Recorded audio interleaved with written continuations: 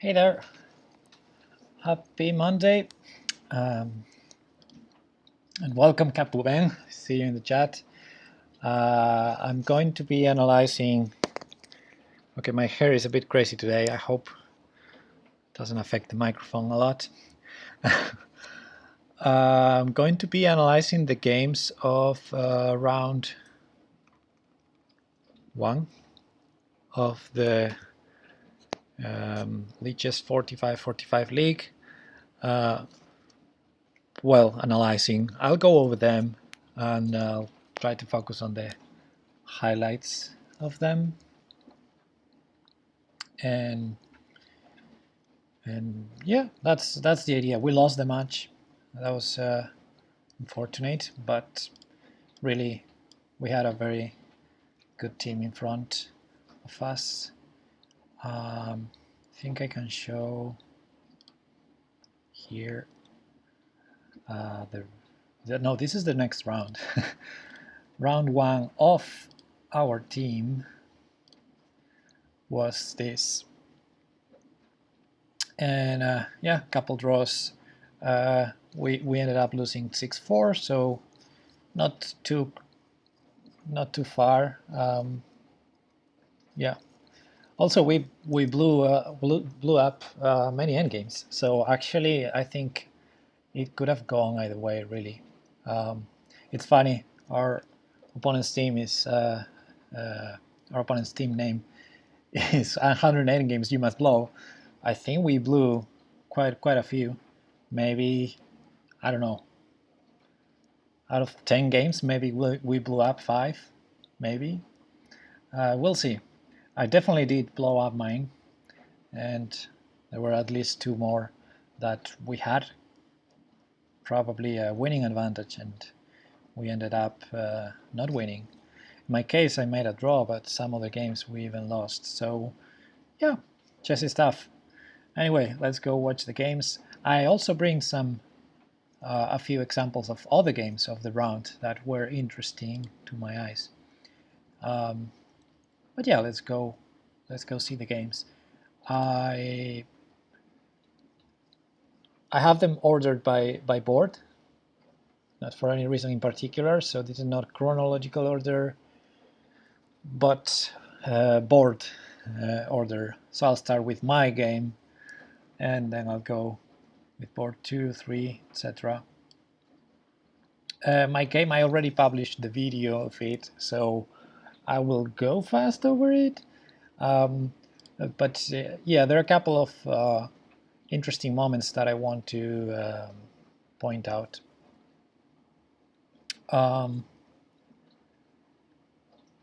You can't hear the sound, so I will mute this. 1 sec. Okay, there we go. So yeah, I played knight f3 first of all to honor KapuBen's electrician Reti. I really had no idea what to play. Really didn't have time to prepare, and my opponent seemed to have. I mean, he did face this quite a few times, so I could more or less prepare like in a few minutes before the game.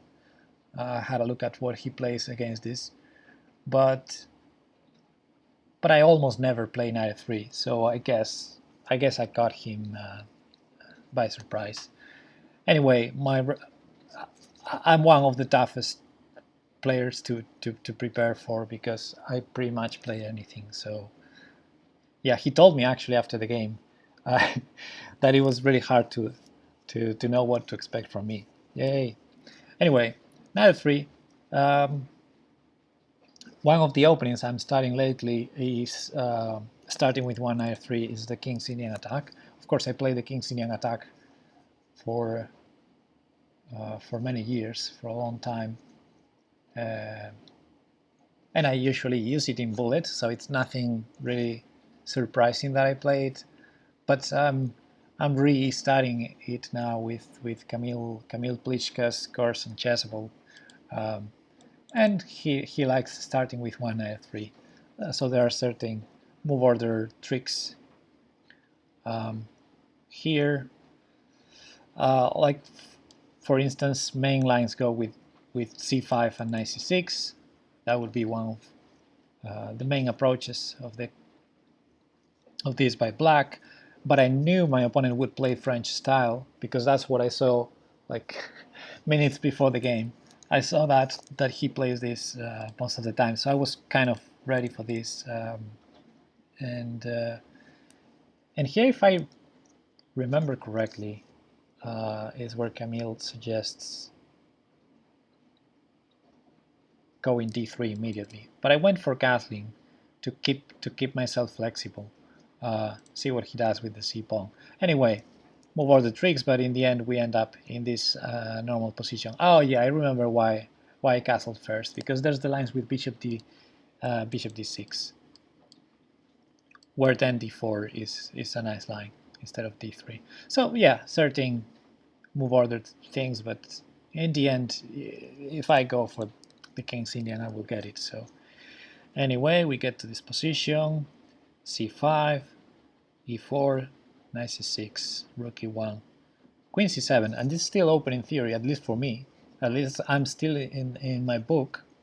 No, wait, I wasn't, because my book went with b5 first. Yeah, exactly. And I think I discussed this during the game. b5 is the main move here. You can see the database. I cannot share the database in this layout. Let's not share the database. Just trust me. b5 is the main move here, and I had certain preparation here, like knight f1 precisely, or c3. Both of them are interesting. Point being, if we go e5 immediately. Actually, e5 immediately is the best move against b5. Now I remember. See, it was a good thing I just had a look at this right before the game, because we actually entered this line, so I was kind of lucky there. Anyway, this is the precise move order. I think I would have reasoned it in the game. Against b5, e5, and then knight here. We go knight f1 just in time to meet queen c7 with bishop f4. So the point is to never play queen e2. While in the game, he went queen c7 immediately, attacking this square. So if I go e5 now and he does this, I'm forced to go queen e2. The reason I want to avoid queen e2 is, honestly, because Kamil Plichka's curse is based on avoiding to play queen e2. His claim is that after black plays bishop a6 in the future, our queen will be misplaced there. But honestly, I didn't study that much yet to understand the advantages and disadvantages. I've played with queen e2 my whole life in the King's Indian attack, so I'm just trying to play without it now. But that's the reason why I play knight f1 first, hoping to transpose to the lines with b6 or b5, and then I would play e5, and I'm in time to play bishop f4, then h4, and so forth, so on, so forth. Anyway, and then I realized knight f1 is a mistake, really, because let's compare with the b5 line. In the b5 line, e5, one of the ideas of the knight on d2 is to meet knight e8 with knight b3, which I also mentioned in the game. Put pressure there, and for example, queen b6, we have bishop e3. This is already annoying for black. Black has to make some concessions like d4. And yeah, otherwise black needs to make some concessions anyway, because we're putting pressure there. We want to play bishop e3 next against pretty much any move. Even a5, we play bishop e3. There's no time for a4. So, and then there are always c4 ideas. So in the game I played knight f1 first because queen c7 happened, and I was hoping for the knight e3, knight takes d5 trick that happened later in the game. But really, black could play something else here. He played rook e8, which is kind of suspicious, I would say. But black could go again for the b5 lines, which seem pretty logical for black to go with the pawn storm here. And now e5 could be met, could be, not saying it's best, but could be met with knight e8 when I no longer have knight b3. So at least my plan has to be different. It would be, of course, the usual King's Indian plan, but this is already out of book for me and for him, I suppose. Anyway, he didn't go for b5. Funny moment, this one, because I just whispered, I miswhispered. I sent him by mistake a whisper saying that b5 is the theory I know, and I sent him a whisper like, there's no reason to play b5 for black, of course, but that's the main line I know. So yeah, that was. I hope that didn't affect him to play rook e8, although rook e8 was a bit of a suspicious move. The point being that now I can play e5. It's asking for it because now I block this. I keep this this pawn blocked on e6. So these pieces are really bad now. What is the rook doing on e8 after that, right? And f7 is undefended also. Anyway, knight e7, bishop f4, all pretty normal. And we're back to normal positions I know where the knight takes d5 trick exists. But the positions I know is with the rook back on f8 and this pawn already on b5. So it's kind of similar, but not quite the same. But the idea is going to be the same, and actually after knight e4 I went for the trick. The point is knight takes d5, it takes e6, winning the piece back. Here I already considered it for the first time, but it seems that I'm not winning anything particular. It's just a trade. I sacrifice a piece for a pawn, then I get a piece for a pawn. So it's just a trade, and in this particular case, black's pawn structure is perfect. So I don't think the trick is comes with any advantage at all. So I kept playing the normal plan, h4, then I will go there, there are knight f6 tricks later, h5, h6, that's like the main idea of the King's Indian attack. And he played knight e4, but knight e4 now is asking for knight takes d4, knight takes d5, which I calculated for a bit and then I went for it, because the point is, even if he has bishop takes, I trade and then I have e6, which I think happened, by the way. And if he takes with the pawn, I have e6. In both cases, the resulting pawn structure is now very different. Remember, the pawn was on c5. Now he has double isolated pawns. So this is a much better version. And now I think it makes sense to go for this. Although honestly, I was really concerned about the weakness on c2 that he, by the way, exploited very well. Here I was concerned. First, I calculated the stupid pawn takes f7. That doesn't work by any means, and I mean, with the idea to follow up with queen h5, but it doesn't work. And then I calculated these ideas, which I think were a bit stronger than what I played, but I was a bit concerned with these bishop f4 ideas, like here, and of course I completely overlooked queen e8 here. So I guess if I had calculated a bit more precise, I could have seen that pawn takes d7 was actually pretty strong. But there was nothing wrong with bishop takes d6, of course. Very simple to calculate and leading to this position where, yeah, I was glad to find a4.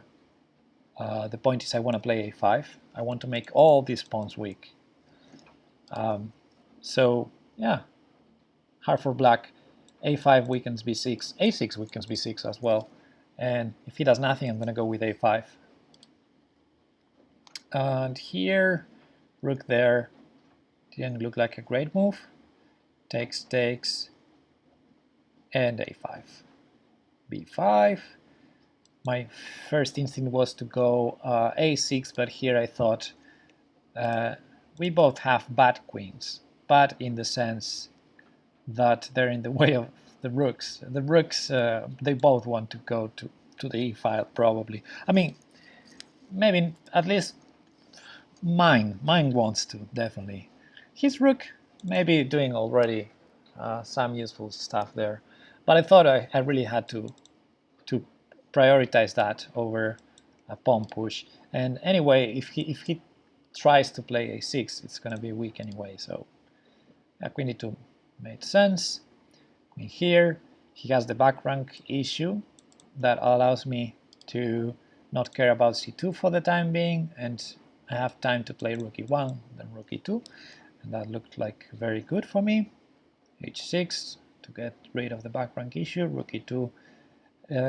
This looks very pleasant. It looks like only white can win due to terrible pawn structure, but of course these endgames are really complicated. You misplay a bit and you're done. Here I wasn't sure. Activating probably would. I was a bit concerned of b4. a5 is hanging, so I went for b4 because I thought queen c3 was a blunder. Hey Schnebler, welcome. So I thought queen c3 was a mistake. Therefore I thought he has to go back to to d6, and then I keep playing. Let's say my first idea was queen e1, honestly, queen d6, queen e1, and keep playing. Maybe I get to trade rooks or something. I don't know if I can win the endgame or not, but it is definitely pleasant. But here he played queen c3, which really surprised me, because I thought it was completely lost, and actually didn't spend much time to trade here. So if he takes with the pawn, he has no counterplay whatsoever. He sort of fixes the pawn structure, fixes his problems, but in actual truth, he doesn't, because he will never get b4, so this is going to be weak, and this is going to be weak unless he does this push, when this is going to be even weaker, and this is weak. I mean, my follow-up would have been rook a7 and rook d7. I think I'm already winning a pawn at least. So the alternative, of course, is rook a3, is what he played to have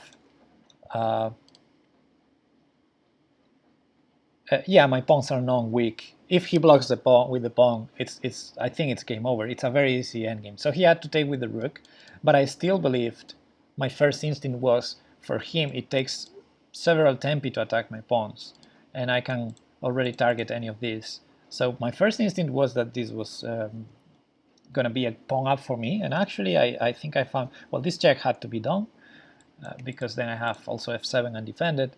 And here I wasn't sure whether to go for the a pawn or the d pawn. Then I decided it was really nice to take on d5 and take on d4, because I would have all my pawns defended. So I went for that. Maybe I was a bit conservative here. Actually, rook b2, very good move. Where I was really conservative was around this point, where I had like 3-4 moves on a row where rook d6 was completely winning, but I didn't want to calculate that kind of race, so I went slowly. I thought I'm a pawn up, I have an advantage. Maybe I played too practical. Mamlu, hey! I look like my my pillow blab. Yeah, sorry, my hair is a mess today. You know, I just had a shower, and I don't want to, with my hair wet, I don't want to tie it up yet, so sorry. Anyway, f5, very suspicious move, but on the other hand, he has to do something, he can't just wait. And h5, I liked it, and my main mistake was, well, around here already, I'm already doing, you know, I'm avoiding to play rook d6, so the computer says this is a mistake, but only because I'm avoiding to do the winning move. Oh, by the way, I'm on the wrong screen. I meant to show, here you are, I meant to show what Stockfish thinks. Hey, John, long time no see. But yeah, king e3 seemed logical anyway. And g4, also somehow logical. Here f4 was like very tempting, and I honestly don't know why I didn't do it, because in the game I got something that if I go f4 check here, I can get the same, but with the pawn already on f4, and that would have made a big difference. So around this point, I was already misplaying a lot. The endgame I played terribly. Yeah, thankfully I didn't lose. You were playing so fast. Well, yeah.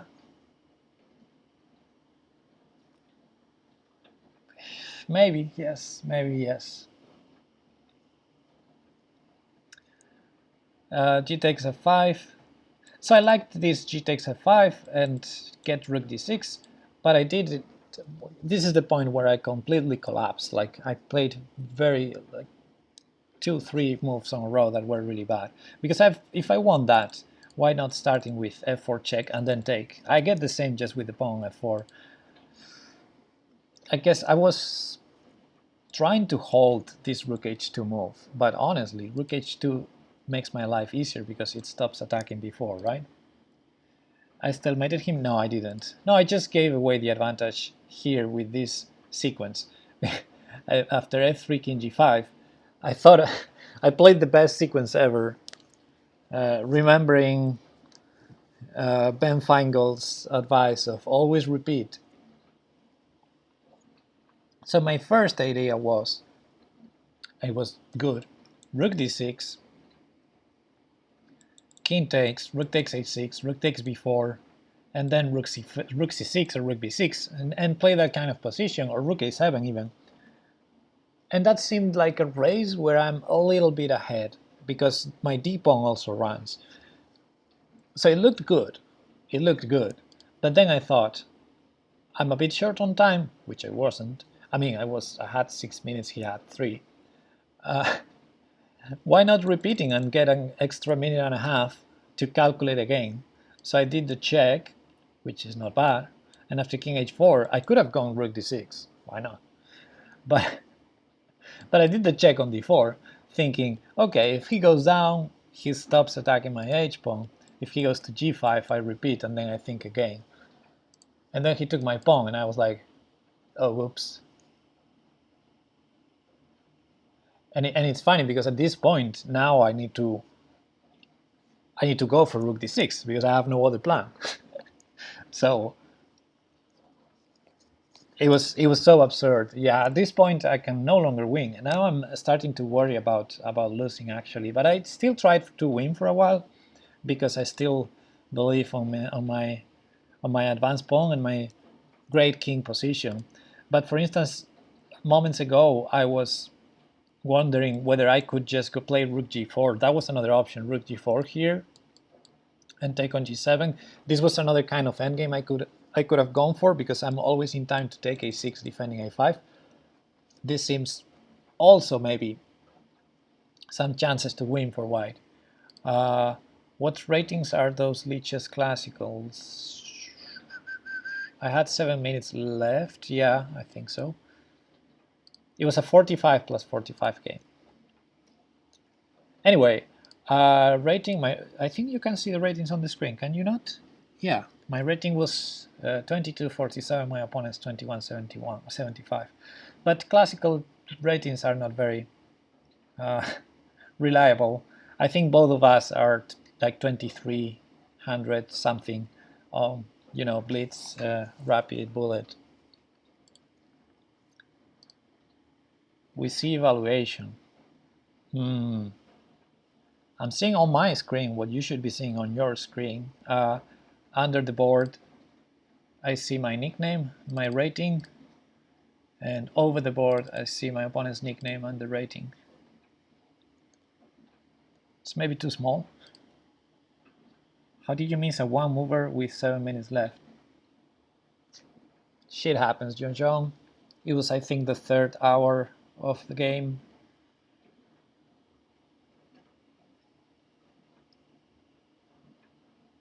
It was 5 a.m. for me. I'm trying to find the excuses, all the excuses. Oh, all the other ratings, yeah. Yeah, you mean this view. Yeah, I have this view where I show my ratings. But I made this one to show the analysis, which I thought it was kind of nice. Anyway, yeah, I could have gone for this rook g4 idea, this position, but after my stupid idea of check and takes, I can no longer do it because now rook g4 would be met with g5, and now I should be careful. So, okay, now I went for rook d6. What else? What else? Rook takes d4, rook takes b4, rook takes a6. I still have some chances thanks to this pawn, but I think he played very well this part. Okay, I cannot play rook b6 obviously, so I have to push my d-pawn. It's the other only plan I have. And now b4. So b4 already gives me some options, because if he doesn't push this pawn, I can never play rook b6, but after push, I have that option now. That would seem like a draw, although this pawn still may be dangerous. On the other hand, I will have to, if he keeps pushing the b pawn, I will have to go for that. So first I pushed my pawn, then b3, d6 because I calculated that rook b4 doesn't win, b2, and now I do have to play rook b6, rook takes a5, rook takes b2, and I'm in time to defend this. So my first thought is that, well, he played king g6. Rook d5 loses to rook d2, I thought, because even if check, king here, rook e8, I have king f5, this looks completely lost for him. So he found this clever move, king g6, and I thought, and I thought, and I thought, and I thought, and I didn't see a win here. He told me after the game that rook d2 looked like a win, but I really, I rejected rook d2 here because I thought rook a8 he was in time, and I think he is in time. If I push, I may even lose, or okay, maybe not lose, but have to defend 2 versus 1, because it looks like d7 is a goner. And then I will have to not trade rooks to try and save that 2 versus 1. For example, if I trade rooks, I lose. So I already started seeing losing chances here. And of course here I was not going to play d7 because the pawn is weak anyway. I was gonna try to get with the king there, but still should be a draw if I don't get the pawn to d7 soon. Yeah, so all that looked like a draw. So very nice king g6, because now the king is in time to come fast. So I played rook b8. I tried to be tricky. I tried to be aggressive or play with as much initiative as I can. If I start with king e4, he gets the king too close. Although I still believe king d4 or king e4 were my best chances. But I tried rook b8 with the idea of king up next, but of course he has one move here to stop that, which is rook d5. It's the move I expected, but I'm trying to give him chances to go wrong. So for instance, if he keeps running with the king, d7 wins on the spot. But okay, he found the move, and now rook b6 was interesting, but again I'm gonna be facing that 2 versus 1 probably, because I'm gonna lose the pawn. So I tried rook here, which is very interesting because I'm sort of threatening d7, then the king can't move. But he brought it to the f-file, so now d7 doesn't work because he has king e6. Rook e8 check, king takes pawn. And then if rook g8, there's g5, so, or rook g5. So again, 2 versus 1. Which I may draw, but I didn't really want to have to defend a pawn down in this, starting from this position, so I found f4, king e6, rook g8. That seemed like the precise way to make the draw, and here we repeat it because yeah, he doesn't have another way out. With f4 played, if g5 happens, I just trade. If he pushes the h-pawn, well, I go up.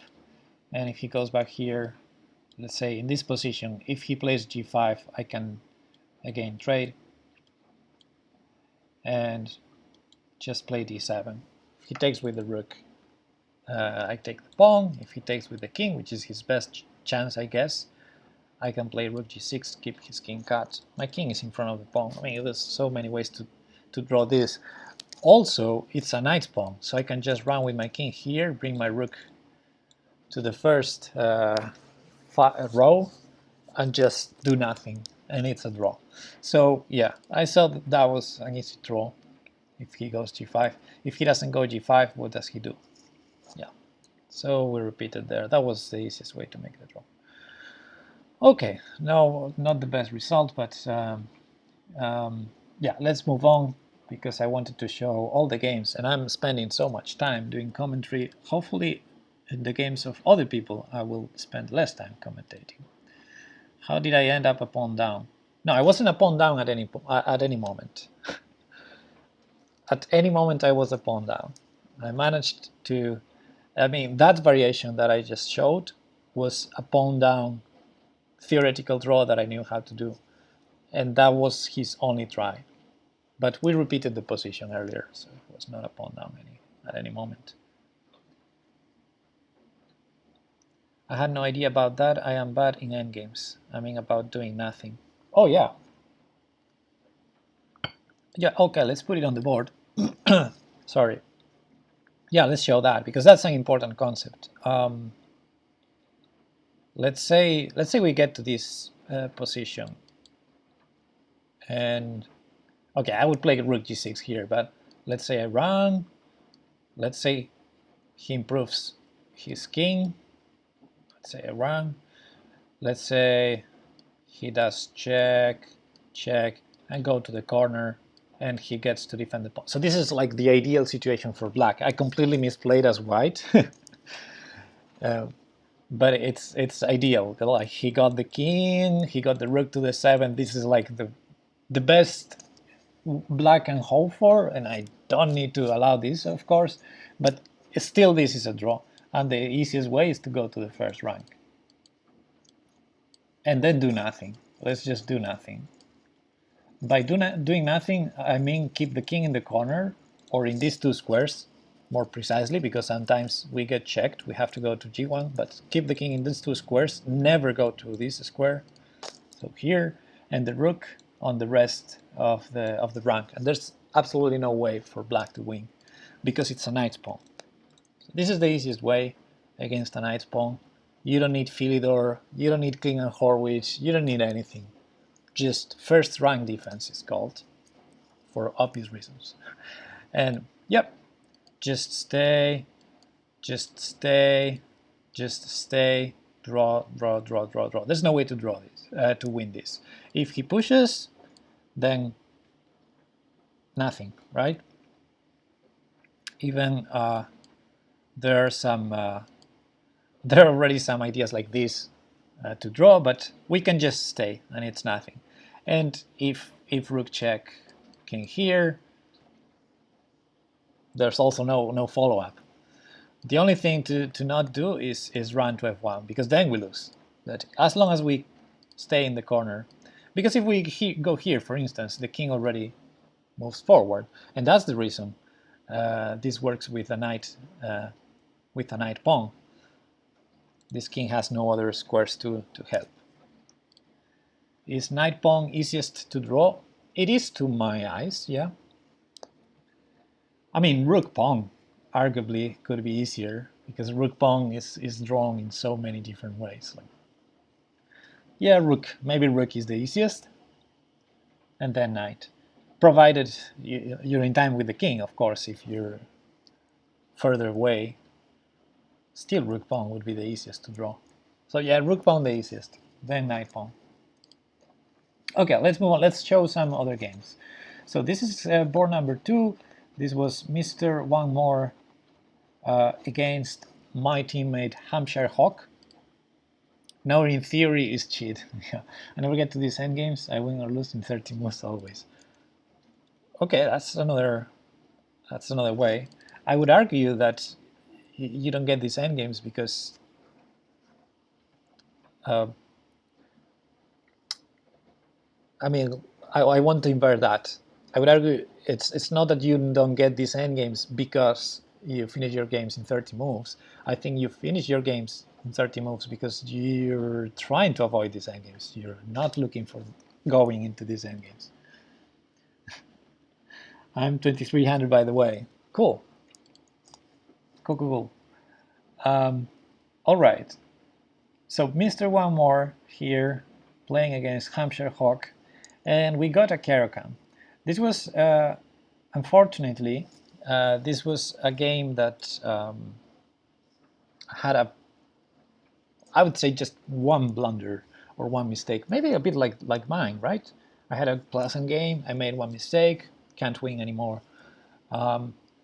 This was not just a pleasant game, but actually Black had a very good preparation in a line that Mr. One More placed, which is in the pan-off. So yeah, let's move to the key position. This was all prep. This was bishop takes f3. This was all prep by Black. e6, allowing queen takes b7, knight takes d4, bishop check, knight takes, and here, interestingly, he was ready to meet queen c6 check with king e7. That was his prep. Because, yeah, queen c6 check is the main move.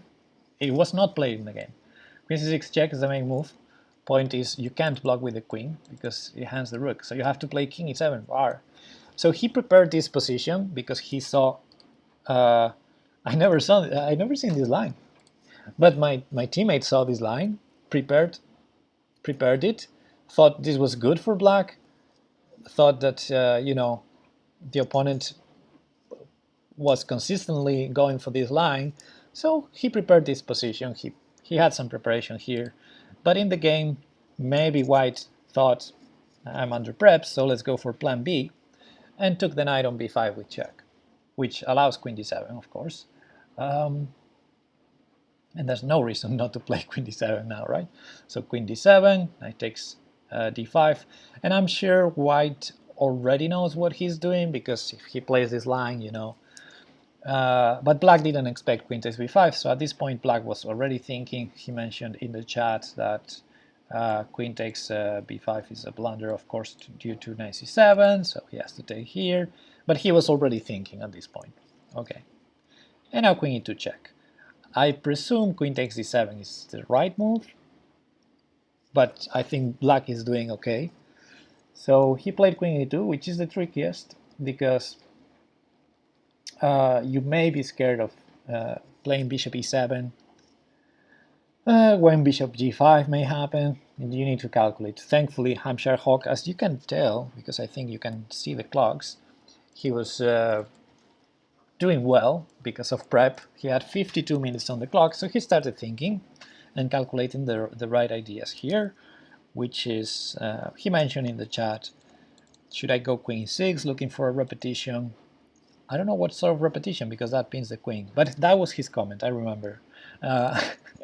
Anyway, queen e6 was one of the moves he considered, and then finally thought that after bishop e7, bishop g5, he had at the very least f6, but it looked like he could castle. So here he calculated again. I'm glad that he calculated the right idea, which is, you know, can I play the most natural move? And he decided he could, so he did it. Well done. Better than, you know, trying to make f6 work, because f6 is more suspicious.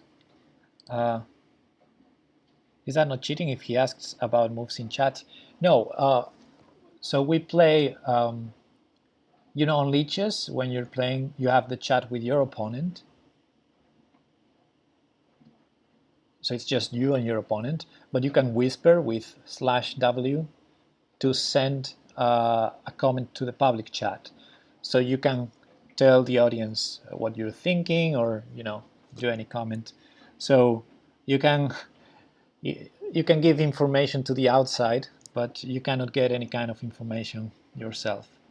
So yeah, that's what was happening there, and I see most people do it. I do it as well, and it's kind of nice when the players, yeah, /W, and you can send any comment to the public chat. You have to be careful to remember to use /W, because I was typing so much that one of them went through the private chat to my opponent instead of the audience, and that's an oopsie, especially when I'm saying some moves. So yeah, gotta be careful with that. But yeah, it's actually nice. So So that's how I know what was he thinking, or the options he was considering, because he typed that in the chat. He whispered that to the public chat. So yeah, rook. I mean, he could castle because of course bishop takes e7, which was played, is met with some rook to e8. Rook f8 seems the most natural, yeah, I suppose. And of course, rook takes knight. Rook takes bishop would win the queen. So yeah, castling seems natural. Rook takes, queen has to move. Rook d8.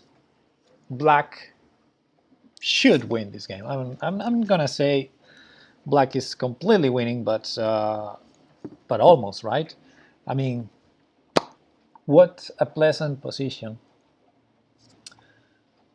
This looks so nice for black. Yeah.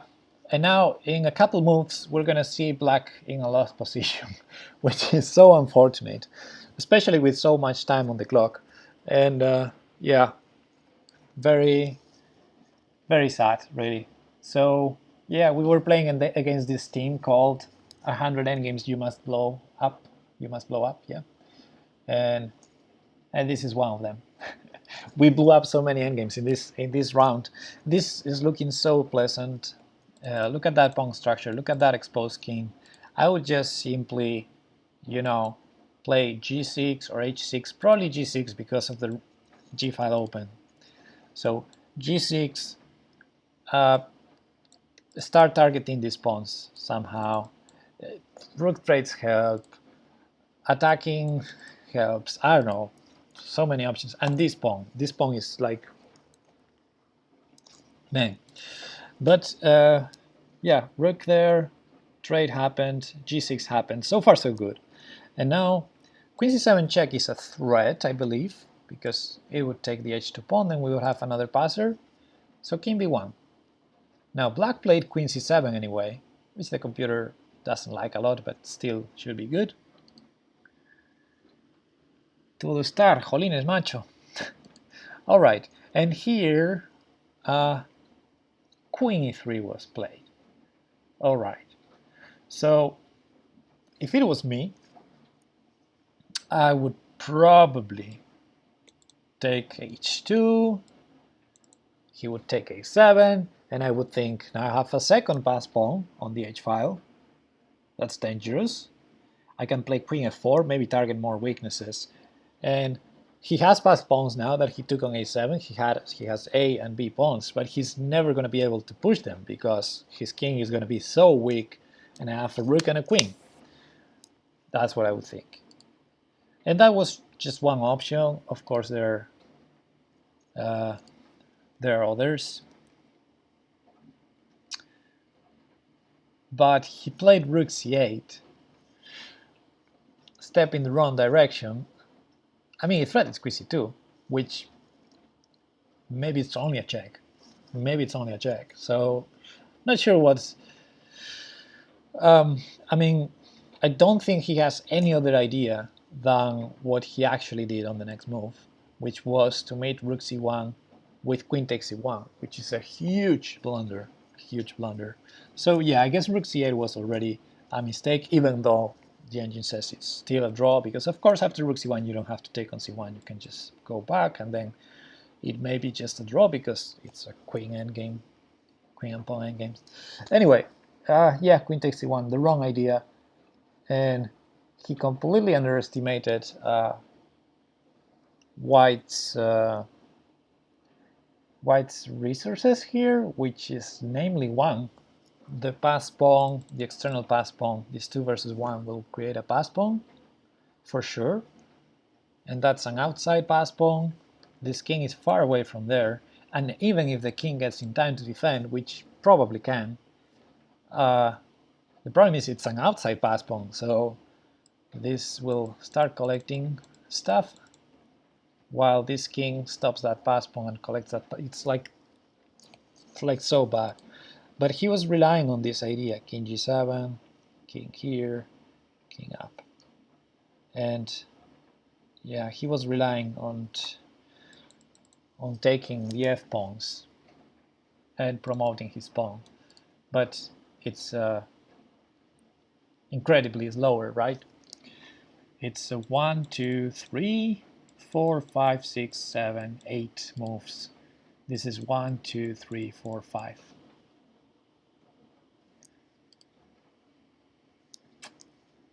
If d-pawn was not alone, would this still be losing? I suppose it would be a draw. Let's say this position after trade on c1. If this pawn was on e5 or e6, it would be harder for white to try and win, I suppose. And maybe we can just bring the king to a normal defending square, put the pawn on f6, stay there. I'm assuming this king will be on d4. And why couldn't I do the arrow to d4? I can do an arrow to d3, but not to d4. I can do arrows as chess pieces move, even if it's a different chess piece. That's funny. Okay. So yeah, maybe it's a draw when the pass pawn is created. It's still tricky. I think still only white can win because our king is going to be distracted. So yeah, tough. Hard to believe black can hope for a win here, right? When black had such a great position. So yeah, the wrong idea. Okay, so this is the endgame. This is one of the endgames that we blew up. There's nothing much to say about this game. A one blunder game. Such a pity after that good prep. Let's move on to board number 3, where Pulsar. This is why never trade. Yeah, one of the things I told him after the game was the problem with this kind of idea, queen takes e1, is when it comes to a king and pawn endgame, like it's a pawn race. There's no hope that your opponent will misplay that because he has only one plan. In a race, each side has only one plan. So you're gonna go for the f pawns. He's gonna go to create that passed pawn on the queen side. There's no room to hope that he will misplay that. So before you go for something like that, you need to calculate it all till the end. And apparently he didn't. So yeah, that's. I wouldn't say never trade, but some kind of trades when you simplify it to such kind of endgame, a pawn race, you need to calculate it all before you trade. Yeah, I have won many lost pawn endgames, but not in classical. Yeah, of course. It's different in blitz and bullet, but yeah, in classical there's no room. Doesn't matter what your opponent's rating is. If they have only one plan, I mean, they will do it. All right, Pulsar playing as white. This was one of our few wins, so let's enjoy it. We have d4, g6. I think I didn't see this game. No, I thought I did see this game. I don't recall it yet, but I saw this game. Yeah, we have this Grunfeld. Yeah, interesting game. All the games were really interesting. Even the lower boards, I really enjoyed watching the games. So we have this Grunfeld, sort of transposing to a Catalan, and now c5. Okay. So okay, we get those trades in. I think because of the clocks, I would guess they're both more or less knowing what they're doing at this point. And we got to this position, which is maybe not new for me, but not. I don't often have these kind of positions because I'm a 1e4 player mostly. e5. Not surprised about that. Knight c6 and bishop a3. I really liked the way he played this this part of the game. Putting pieces in great squares. Here knight d6 seemed very strong, very nice, and queen b3 or bishop is d5 can be following. Actually, rook e6 happened, that prevents queen b3 because rook for 2 pieces, but it doesn't prevent bishop d5. So Pulsar played bishop d5, very good finding, because now trading rook for 2 pieces will not work exactly the same, right? Because yeah, white has this little move with advantage. So bishop d5, very annoying move, and I think black is probably already in enormous trouble here. Rook f6, knight 4, nice.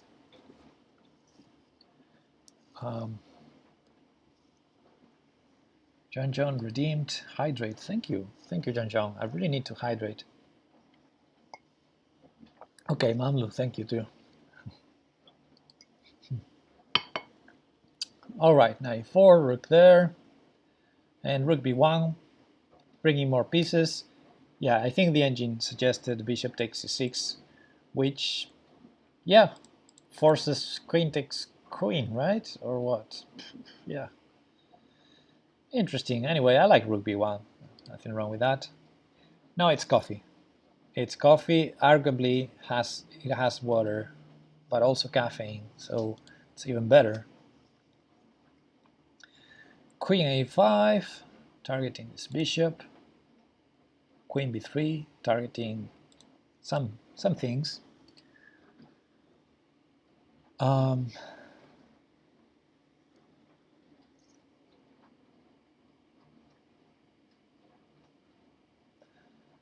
Should I, John, as a mod, you feel free to ban or time out whoever you feel like. Okay, bishop f8. White traded. White has a great position. Knight d6. Man, this knight is all over the place. Now it looks like we're collecting at least a pawn. Maybe knight takes c8 collects more. Thanks, John. Knight 7. Bishop goes back. I wonder why. Yeah, what's happening here? So this is attacked. He went to g2, probably to keep the attack on b7, but I was wondering whether bishop c4 keeping the attack on f7 was interesting as well. I guess everything's good. Anyway, bishop...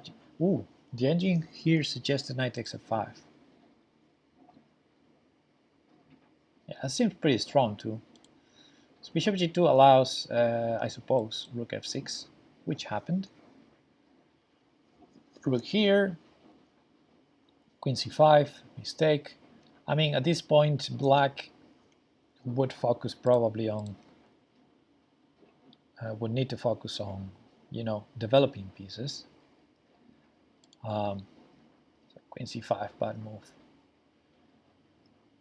Knight e4, knight e4, queen b6, take the exchange. I suppose trading queens was also good. Rook d8, this bishop spin forever. But yeah, just grab the exchange. Here, I wonder if the check followed by queen b4, for instance, was already good. Seems like a natural idea, but rook d2, nothing wrong with it. Yeah, here I was saying this check and queen b4, for instance, because this knight can't move. For instance, knight c6, queen f8 mate. And yeah, and what else? If you try to trade rooks, I will protect it again, and same threats. Yeah, so rook d8 looked interesting, but he played rook d2, makes sense too. And let's go in there anyway. Takes. He never let the advantage escape, so well played by reported him too. Thank you. Wow. Good job. Bishop g2, interesting. I mean, I don't think it was necessary, but okay. Always repeat. Now queen a4. There was queen b3 too. Why not targeting weaknesses? Okay, queen a4. Maybe threatening to win a pawn a7. Maybe it's trading things and winning the pawn anyway. I don't know. e4, blocking that bishop, but making his own bishop really bad. Also giving up a pawn that white took. Good job. Maybe 3 also. Take, take, take. So that was the idea, to regain the pawn. Now going for the trade of queens, going for the trade of queens, hanging that pawn, defending b7. Okay, so black gave away a pawn, but of course it's a completely winning position. Completely winning position, and this queen b2 move is really nice. Not just an exchange up, but also this king is very suspicious. Actually, it has 3 legal moves, 2 of them hang mating 1. And he didn't play the best move. Oh wait, 4 legal moves. Yeah, there are 4 legal moves. 2 of them hang mating 1. And he found 1 of them. It's funny. So here, yeah, I guess you need to play king h6 or f6. King g8, there's rook e8 mate. But he probably saw that. He probably saw rook e8 mate. He went to f8. Bam! Queen h8. Good job, Pulsar. Good game. This is one of our very few smooth games in this round. All right, let's go to let's move to board number 4. We have sgis versus R Smiley. I don't know why I moved to this position. Let's go back to the beginning. And we have an IMSO Indian with e3. And yeah, here the main move is castle. There's c5 as well. c5, the most common move in the IMSO. And want to analyze a game? Maybe after all these games, I still have a lot of games to show. All right, so c5, yeah, c5 is like the main idea here, but you usually castle first, then go c5, right?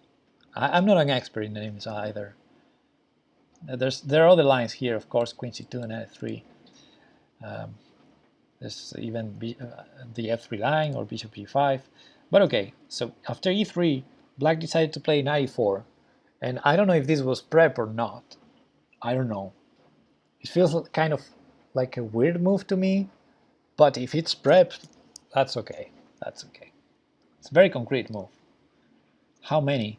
Well, I'm on game number 4 out of 10. And then I have an extra 5 positions from the round to show. So yeah, I still have to show like 6 plus 5 games and positions. Okay, so knight e4 is very concrete. It's threatening, probably threatening knight takes e3. Queen c2, very normal move. Defense, attacks, and d5, also very normal move. That's a lot. Yeah, I know. I started an hour ago, and I went, and this is the 4th game. So I'll try to be fast about these games. I think I spend too much time with my own game. All right, d5, very normal move in the IMSO as well, and in this case it was necessary, of course, to do something about the knight hanging on e4. Knight 3, castle, bishop d3. Everything normal and okay so far. I thought bishop takes c3 here was normal, but apparently f5 is the main move of the database. When I say the main move, is the only move. When I say the only move, I mean the move played in the only 3 games in the database. So this is not a very popular line, but still people tried f5. f5 seems too committed to me, but okay, I guess you have to do it. So black is trying to keep that light square dominancy there, but now after castles, he played a very suspicious move, knight e7, and I believe you either have to play c6 to overprotect d5, or maybe you trade on c3 first if you really want to play knight e7, knight f6, which was black's idea, of course. But I suppose you don't want to take on c3 unless they play a3. So I would bet on c6. And actually, in those three games I mentioned, c6 was the move here. So I guess Black's prep wasn't that great, although he has 48 minutes. So I assume he had prepped this line. But yeah, c6 was the only move played here, and the problem with knight bd7 is it disconnects the queen from d5, so it basically hangs a pawn. Although Black, this was a funny moment. White didn't see it. White played a3, but c takes d5. What do you do here? If you take, they take. If you take on c3, take on e6 wins the tempo here. So anyway, White is going to be up a pawn. So yeah, knight e7 bad move, allowing c takes d, and a3 by White, bad move. Because it doesn't collect the pawn. However, it's still threatening to collect the pawn. So now Black had to, of course, trade on c3, and then Black wouldn't lose the pawn. But Black decided to save the bishop, and now White saw c takes d5. So okay, in the end, White won the pawn, and Black played a good move. Black is going to be a pawn down, but at least he's justifying his idea by, okay, I give the pawn, but I'm gonna have this blockade on the light squares. It's fine. I'm fine. So takes, and now White decides to collect a second pawn. Seems like a pretty nice idea. Takes. The problem of grabbing this second pawn, I mean, I don't think it's that bad, but it gives some play to Black, right? Bishop d5 coming, which was played, and now something may happen on f3, so queen g4, keeping an eye on that. And Black definitely has some compensation for the 2 pawns. Actually, I mentioned in the game, this reminds me of those French that go wrong for White, where, you know, reverse colors in the French, Black would have the pawns on e6 and d5 instead of here White having them on e3, d4. So it's like a reverse French. Well, it happened to me many times in the French that I misplay as White.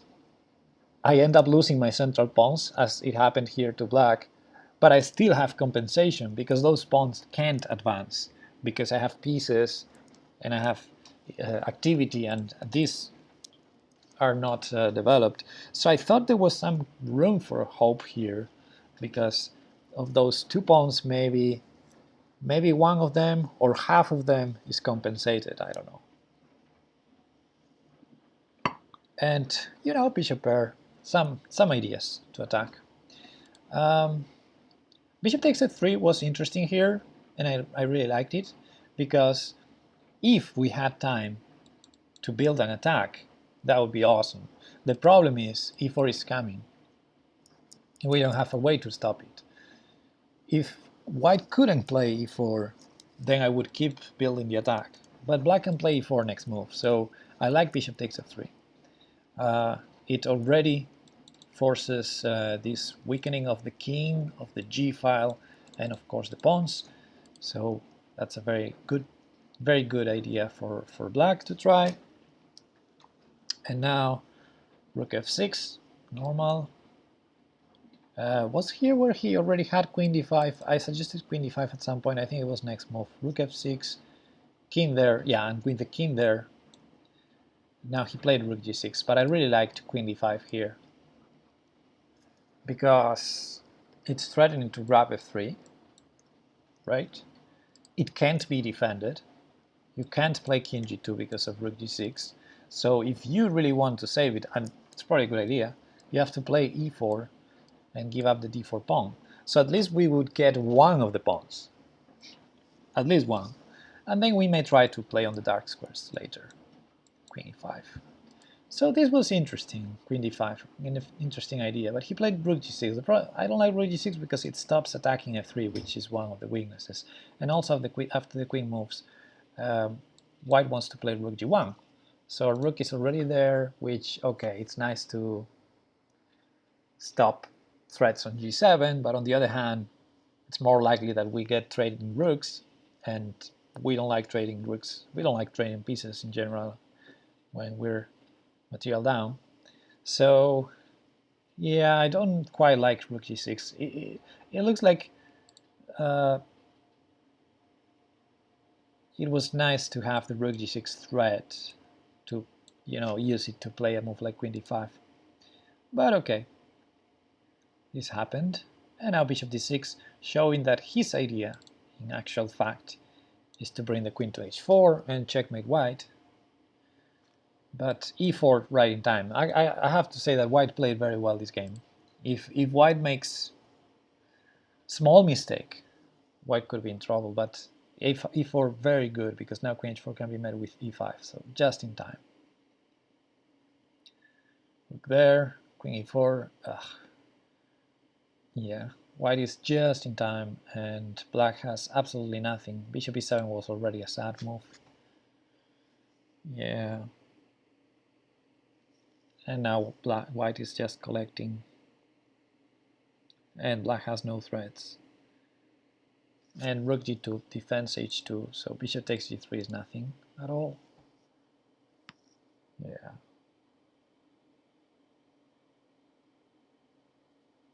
It's 3 pawns now. No attack anymore. And yeah, here black resigned. Tough game. Very, in this case, I'd say maybe just a smooth victory by our opponents, because yeah, I think white played very well this game. Alright, next game happened in board number 5, and this was Bob Anderson against Shiba in the Park. I think, if I recall correctly, this was the first game of the match, chronologically. d4, d5, it was a London system, and e3, e6, and black played with c5. White committed to knight bd2 already. If you play the Jobaba London, by the way, let's show it. You go c5. This knight b5 is really annoying for. So for those of you who are undecided about the London or the Jobaba London, this is a nice idea. This is actually a very good position already for white. Black has to play a knight a6 to defend, and then you go c3, a4, and this threat is going to be there for a while, because bishop d6 can't be played, and that means that these pieces over here are frozen. And yeah, it's really pleasant to develop and having those pieces frozen for a while. Even bishop d7 many times hangs this fork to the b7 pawn when black has to give away the bishop for the knight. So arguably you're freezing 3 pieces. Anyway, that's a different line, of course, with knight c3, the so-called Jobaba London. But with knight bd2, which is more classical, then c5 is possible, because there's no longer knight b5. So yeah, black played knight c5, knight f3, showing that many players actually play c3 against c5. But knight f3 is just showing that we're never going to take with the c pawn here. We're interested in taking with the e pawn. Okay, all good. a6, c3, and bishop d3. I believe there's the option, well, there are many options, I'm sure, to play bishop e2 or knight e5 as well. And bishop d3 sometimes can get hit by c4, but of course that's one of the ideas that white is usually not worried about, because in the long term that's a not very flexible option for black. So probably for black it's better to keep the tension here in the center to prevent these e4 hits later. Anyway, after bishop d3, knight h5 happened. A very common idea in the London to hit this bishop. And now there are many ideas for white. When I say many, I mean probably 2, 3 maybe. The main move by far is bishop g5, which was played in this game. So I guess white knows what he's doing, because you don't want to lose your bishop pair. But some people play bishop e5 here when you want to lose the bishop pair, but under your own terms, you know, in the best conditions possible. And after knight takes, you take with the pawn, and you have a space advantage that will last forever. And suddenly this knight is very funny on h5 because it has no squares at all. So that's also interesting. And of course, there's the additional option that probably not that good, but to play bishop g3, take with the h-pawn and open the h-file for the attack. You would be targeting h7 very hard, so also an option. Maybe arguably you can even leave the bishop there, play knight e5 here, force knight takes f4, take with the pawn. But yeah, feels more suspicious than all of that. Anyway, he played the main move, bishop g5 and bishop e7. Bishop e7, I didn't like it, but apparently in the database is the only move in the only game in this position. Masters game, I mean. But yeah, I felt like it was a good moment to move the queen somewhere. It feels like the dark square bishop is important for black. So after bishop e7, bishop takes, I feel like white is doing quite well. Anyway, d takes c5. I hated this move. And the main reason is, if we look at the pieces, white has a perfect setup, and I think this is, well, maybe I wouldn't say the dream, but what any London player aims for. These pieces over here, they look so nice. The queen may go somewhere then to connect rooks, but probably our follow-up is going to be castle.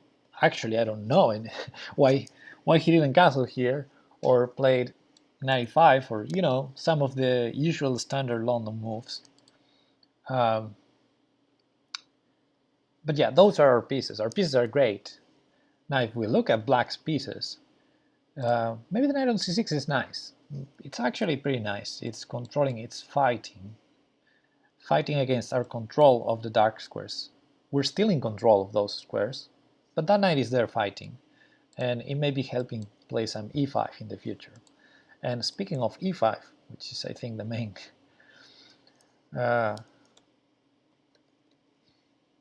main the critical theme in this position is actually this push. Why? Because if we look at black's pieces again, the knight may be better, but the other pieces, oh boy, this bishop on c8 is trapped under their own pawns, namely behind that e6 pawn. So black will dream about playing e5 just to, you know, give life to that bishop, right? The other piece that's not doing quite well for black is this knight here on h5. It's on the rim, it's not targeting anything anymore, and it's undefended. So, you know, things can happen there. So for those two reasons, I wouldn't play d takes e5. For those two reasons, I would consider knight e5. I mean, if you do another move, well, at least make it useful for you, like castling, a useful developing move. But I think knight e5 makes a lot of sense, because, yeah, let's block that pawn, let's keep that pawn blocked. And if black takes, now look at this knight, has no squares at all. Horrible knight, right? Has to play g6, which you don't want to. I am Jebs, hey, what's up? Yeah, and here, well, there's a game in the database in this position, f4 was played, but yeah, this knight has only the g7 square. Ugh. And even if, even if the knight eventually gets to a better square, this is not where you want your pawns with that bishop on c8, right? So dark square domination, 95 was nice. But if you don't want to play, if you don't want to prevent e5, which I believe 95 is the way to do it, at least just do a normal, natural developing move, castle, connect rooks. But d takes e5? D takes e5 just gives away white's advantages, right? It gives away the dark squares in the center.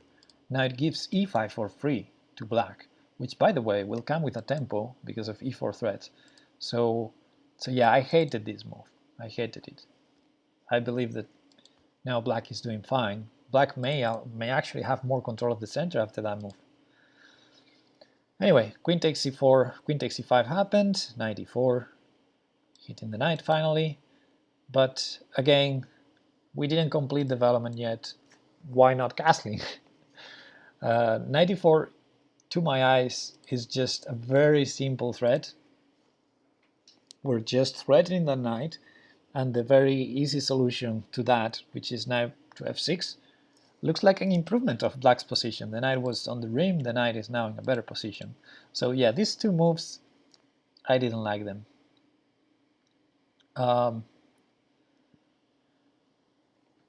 Anyway, castles, e5, yeah, now I think black is perfectly fine. Knight to c6, bc, knight b3, queen there, and bishop e2. Yeah, we were talking a bit, can't remember if it was in this position or a bit later. We were talking in the chat about allowing or not allowing e4 for black, and I was in favor of allowing it, and some people in the chat were in favor of not allowing it and tried to play e4 as white at some point. Maybe here it looks like it gives up a pawn, but then it's going to be a weakness, we may regain it. So some people wanted e4, wanted to prevent e4. I really don't think e4 is a concern unless we get checkmated. If we get checkmated, it's a concern, because of course that grabs the space and black will attack us, but I feel like we survive there, and if we do survive, it looks like an ideal situation for any endgame where the bishops are still there. So yeah, I don't know. Mixed feelings about that. Anyway, bishop e2, I think we discussed it probably a couple moves later. Yeah, castle and c4. Yeah, okay. c4 interesting. a5. I remember a5 was played immediately after c4. Let me check if it was correct. 29:52, 30:24, right? Yeah. 24 plus 8, 32. 45 minus 32, 13. So 13 seconds took him to play a5. It was like he was already expecting c4, which maybe not the most obvious move. I don't know. Anyway, c4 happened, and a5, rar. c takes, rook c1. Oh, I remember this game now. Ah, I remember. Ah, the end game. Rook d8, bishop, c5.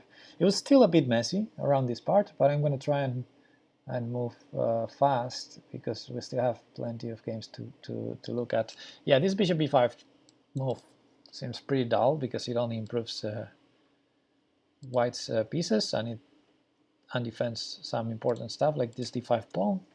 That's now tender, and now white actually saw a good trick. Bishop takes d5, bam, good job. Knight takes d5, e4. Queen moved. I mean, you could try bishop c6, I guess. But then you're going to be pinned again. So, okay, queen moved away. E takes d5. rook takes, queen takes, and knight 4. Yeah, this was a bit tricky, this part, and I think Bob did quite fine for now. It may still be equal, but I was kind of hoping for a knight versus bishop endgame. It did not happen, I think. Okay, 94. So both sides are getting back ranked. There was some long tactic with knight b7. Oh, right. Yeah, I almost forgot about that. That was here. Maybe even before bishop takes d5. Right?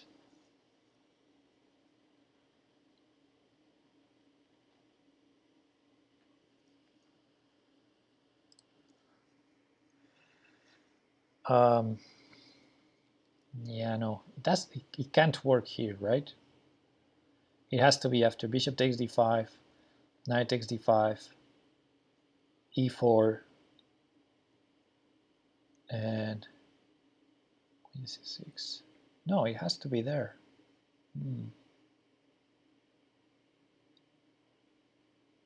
I can't remember where it was. Maybe. All right, after the bishop moved, instead of rook d1. But rook d1 is very natural. It's like the move you wanted to do. It was your follow-up. It was the next move you were going to do, and they attacked your rook. It's like, whoa, I was already grabbing that piece. Yeah, of course, rook fd1.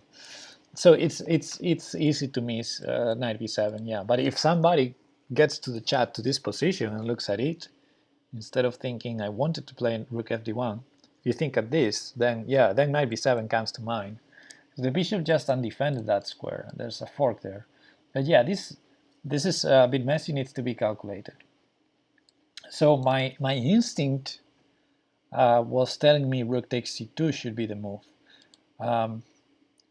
Because what else? I mean, if you save the queen, white just grabs the exchange. Just that.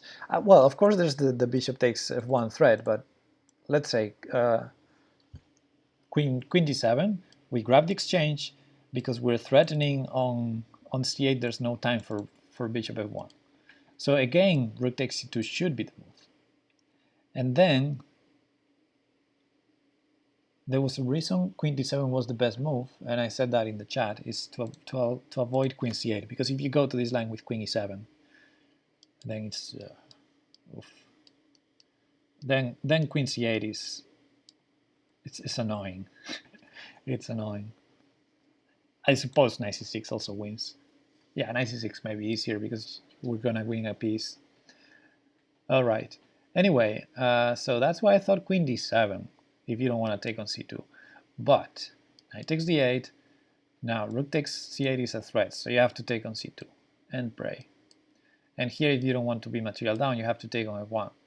But here, I think people were suggesting in the chat knight takes f7, which makes sense. But there's also knight c6, threatening so many pawns that we're gonna grab a pawn. But yeah, people suggested knight takes f7, makes sense. Why not grabbing a pawn? And here I said, what about bishop takes d2? Let's do the same. And here there was knight takes e5 defending the bishop.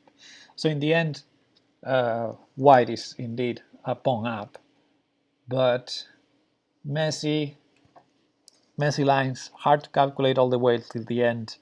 I saw this line up to here, and yeah, it looked like white is going to be a pawn up.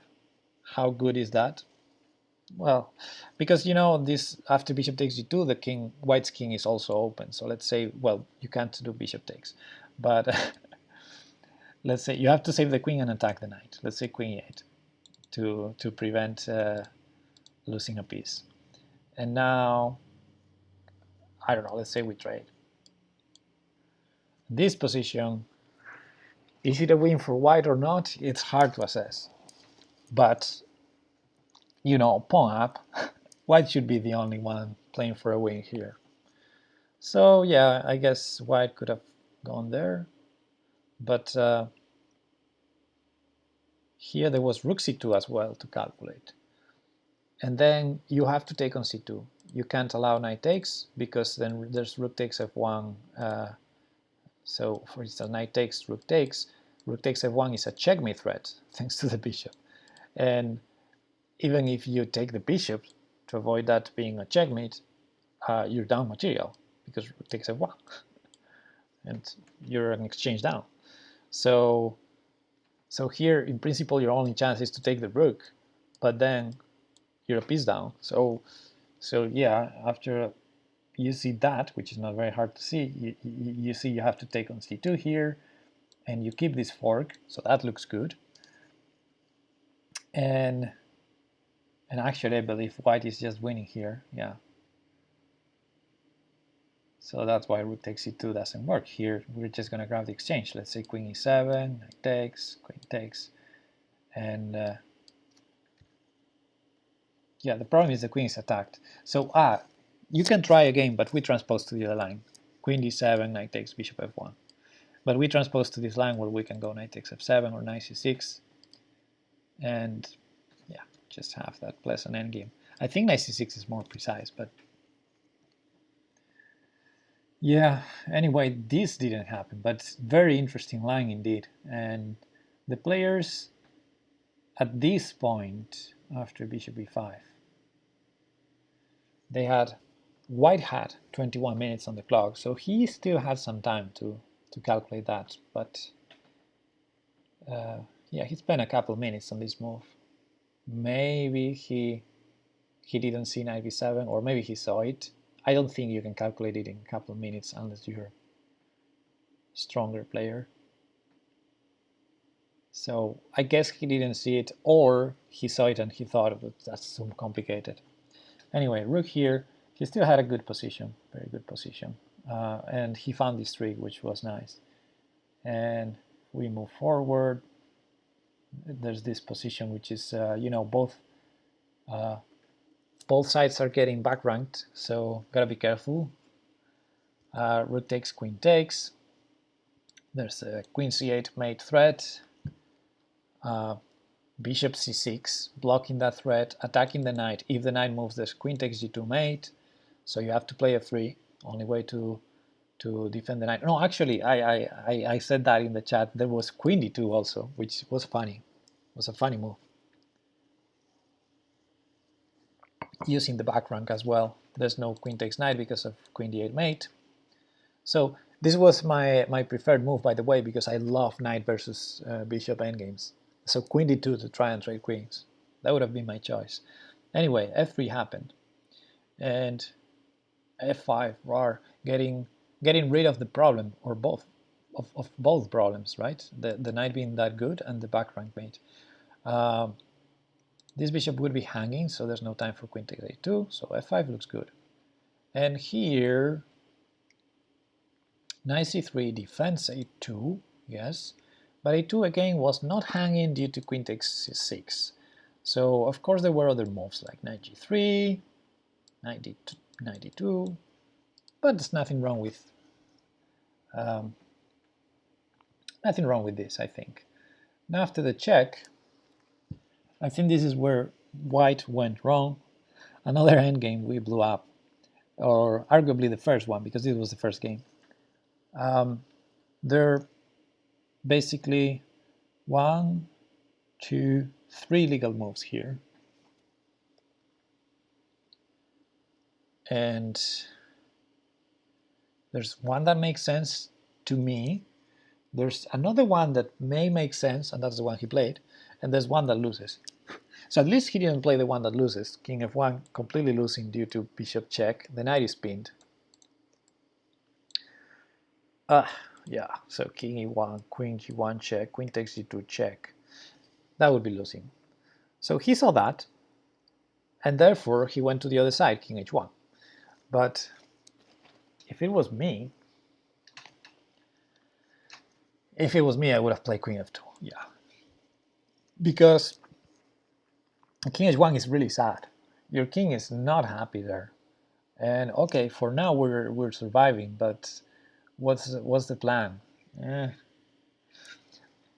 if we want to trade queens, which by the way later happened in the game, I think this was a good moment to do it, because we keep our king.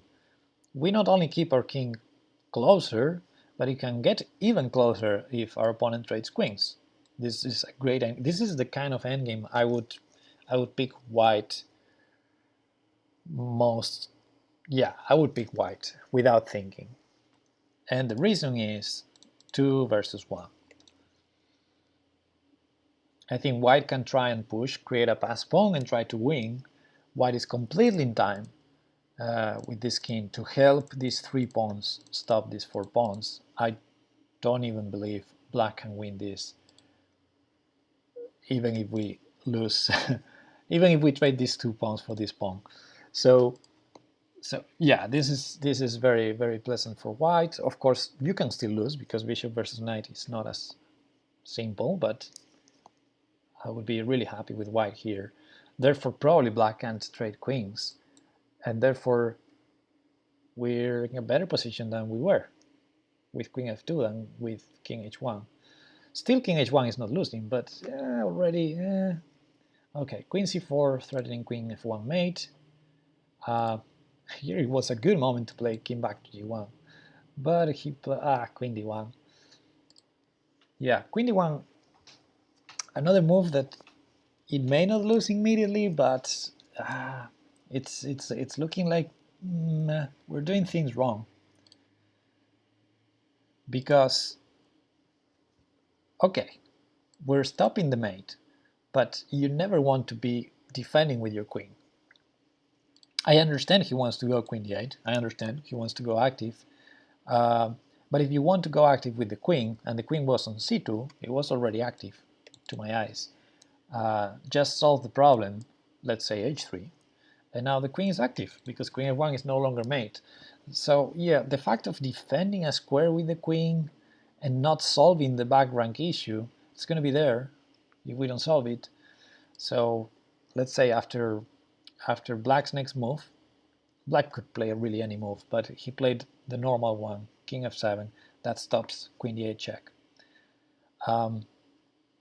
Now white still needs to spend a tempo to save the back rank. That's why I didn't like queen d1. It looks like it lost a tempo, but still h3 should be played here. I mean, when I say h3, I mean any move that stops the mate. King g1 may be also possible, but only after you play that you can dream about activating your queen.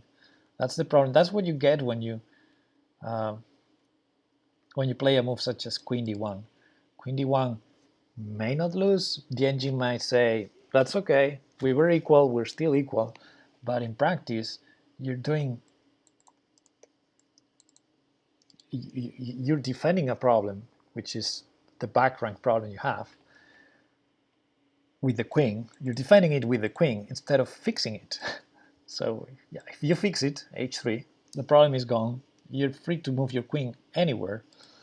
If you're defending with your queen, you still need to fix the problem, and your queen can't go anywhere because you would hang mate. So yeah, I didn't like it. And now the blunder comes, because of all the options we had to trade queens, here comes the worst of them, queen b3. You know, the reason I liked the queen trade earlier when I mentioned it here, remember what I said? Why this is good for white? Because 2 versus 1. We're going to create a pass pawn. We're going to push that pass pawn. We're going to help it with the knight. He's going to have to defend with the king. And when the king is distracted, we maybe even do something with our king on the other side of the board.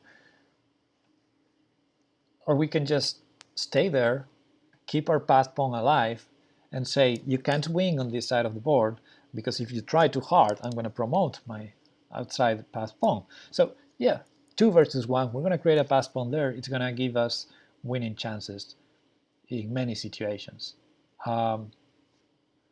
What happened in the game was queen b3.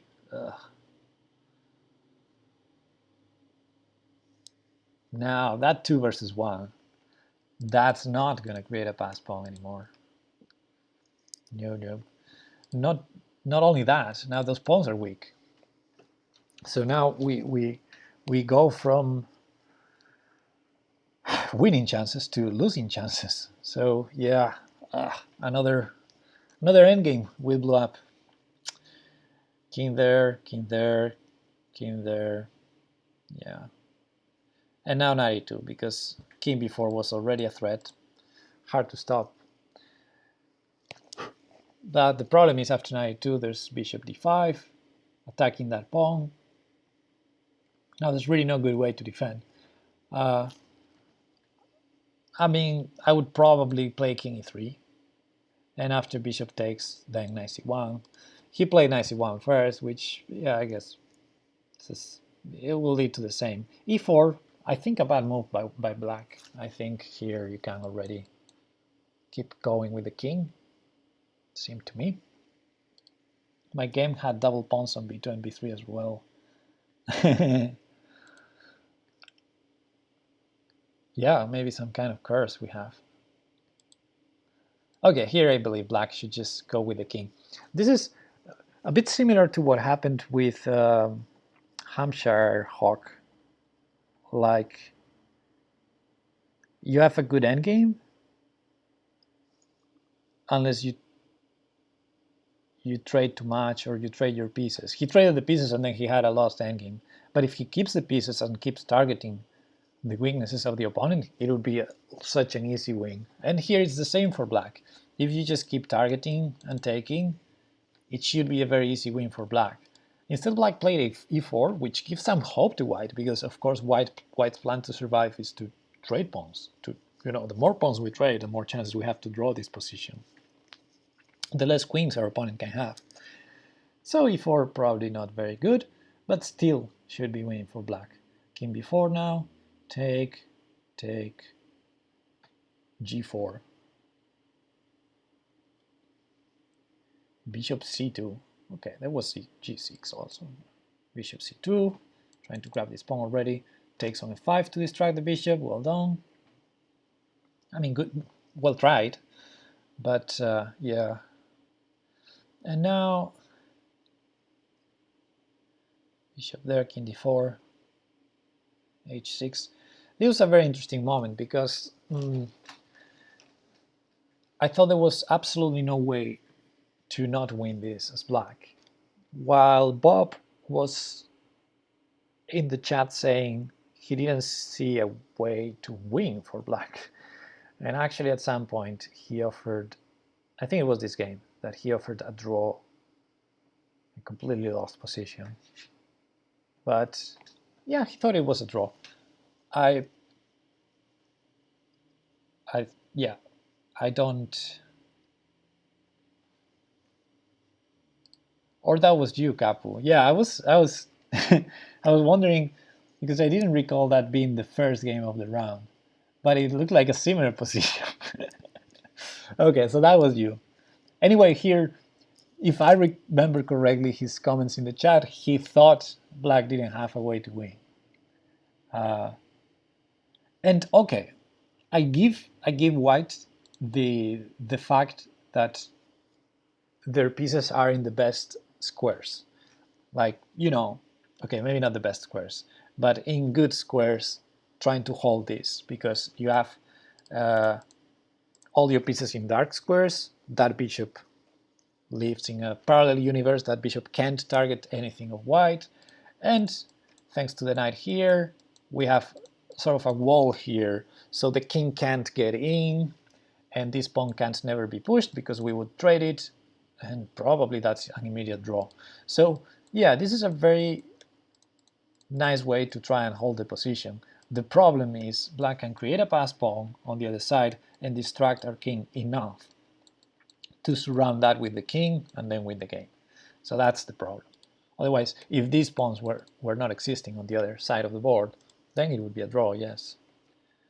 But yeah, so he tried to keep the king in the cage. As you know, trying is the first step to failure, check, and now the final mistake, although it was already tough. I would have gone king e3 or king f3. He went king up. The problem is he gets 6-1 here after g5, I mean, you can still try to stay there, but as I said, at some point, you're gonna get... actually, this may be a draw.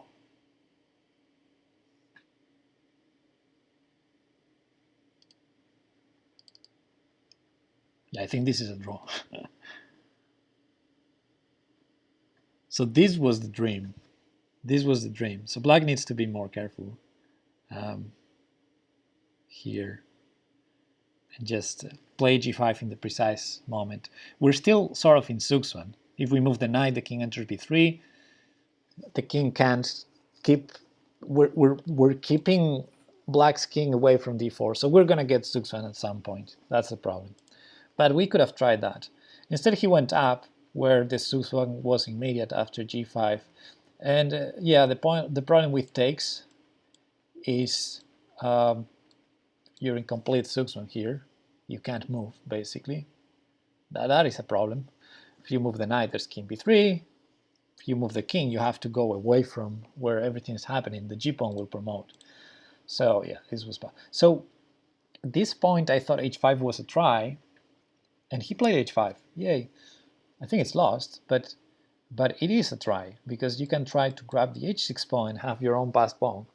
It is too slow, and if our opponent doesn't play correctly, as he did, we may have a chance. Bishop d3 was a great move, by the way, because if you play, let's say, bishop c2, we were actually analyzing this line in the chat, where here the problem is we have to play knight e2. Let me remember why.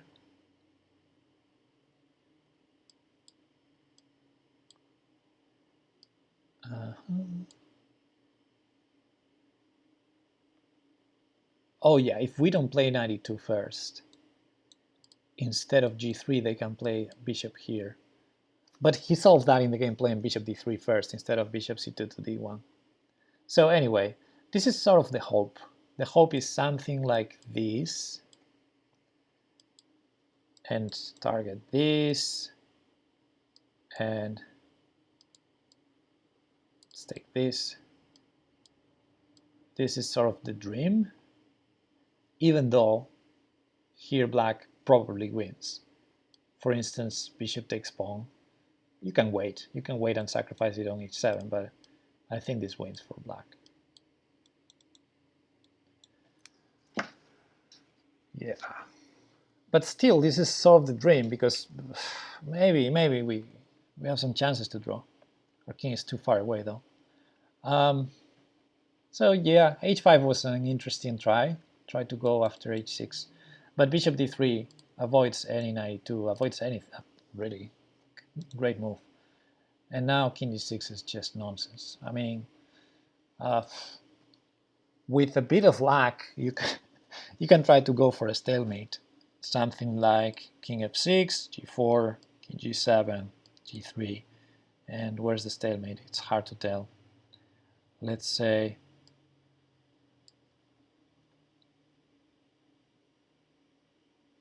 it's really hard to find a stalemate. Let's make a very, very wrong move for black here.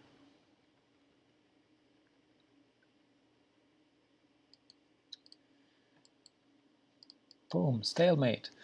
Yeah, this kind of stalemate will not happen, really. Not in this time control. But at some point, I mean, in other time controls, it can happen this. And promote stalemate. Everything else wins, except promoting to a rook. So that's the kind of idea we're hoping for. With the king on h8 or with king takes h6, in both cases we would be checkmated if we get rid of this knight and get rid of the pawn or block the pawn. Anyway, that was pretty much lost already.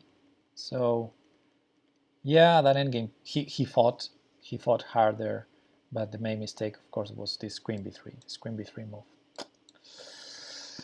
Yet another endgame blown up. Okay, next game. This was SteveMcKinnon as black. Oh, this was funny, because this is the game where they agreed on a draw, where the opponent had a mate. So I guess we were not unlucky in all the boards. Let me grab more coffee if I have. 1 sec.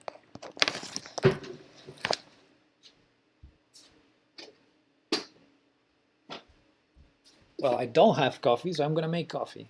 So it'll be a minute.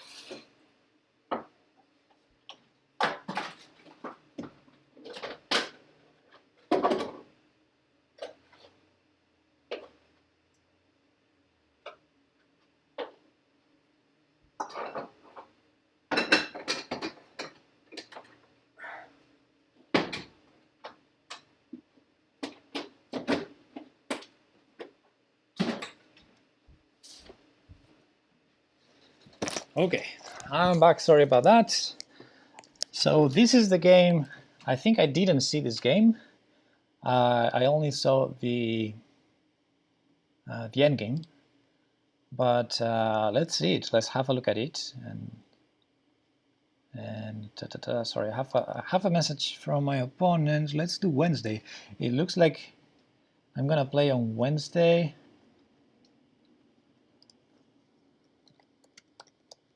Sounds good. Okay. Yay, I'm gonna play on Wednesday. Okay, let's have a look at this game. And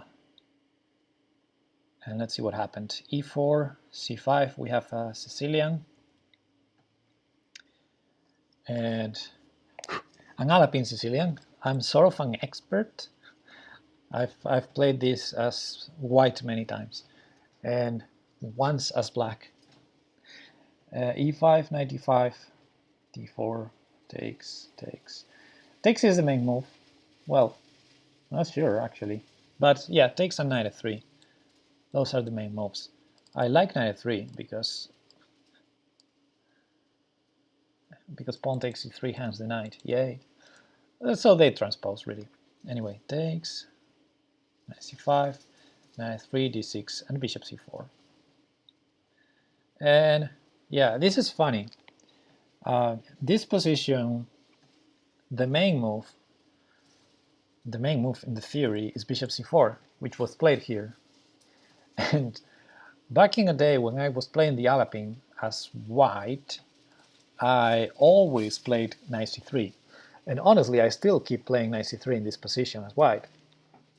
So the first time I played this as black, it was a classical chess game over the board. And my opponent played bishop c4. And I thought, okay, that was a normal looking move.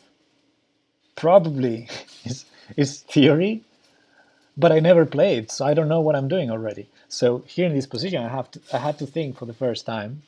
Of course, now I know this position, but in that game, it was funny because my first thought was, okay, knight b6 seems like the most natural move, and it looks like a good move, but I'm scared. I'm scared of bishop f7. That was my first thought, or my second thought maybe. My first thought was, okay, I should play knight b6 here, but since I'm not familiar with this position, let's calculate what can be wrong about knight b6. Bishop will have to go to b3 or something, but what if bishop f7? And I thought for a minute, this seems like an unsound sacrifice, but suddenly there was knight g5, and it started being tricky. Actually, after a minute calculating, I realized here instead of g5, white could try e6 first, and then I got really scared. Because now it looks really dangerous. If we don't take the pawn, white is going to play d5. And we're going to be suffering for the rest of the game. A piece down, yeah, I mean a piece up, but suffering. So we have to take. But if we take with the bishop, I mean, if we take with the king, our king is there. And if we take with the bishop, then the fork comes if we don't want to give the piece back, which I assume we don't, because we already sacrificed our king's safety for the piece. So I guess we have to keep the piece. We have to go king f6. So at this point I stopped calculating, and I decided to be more practical. Instead of burning my clock trying to calculate whether those lines were good or bad for me, because you know, chess is tough.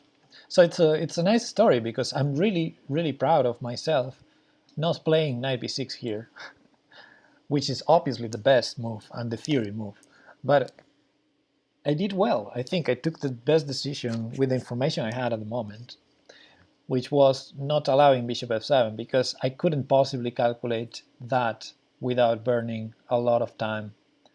So I decided to play the next safe move, in this case e6, which is the second move in the database, so not a bad find.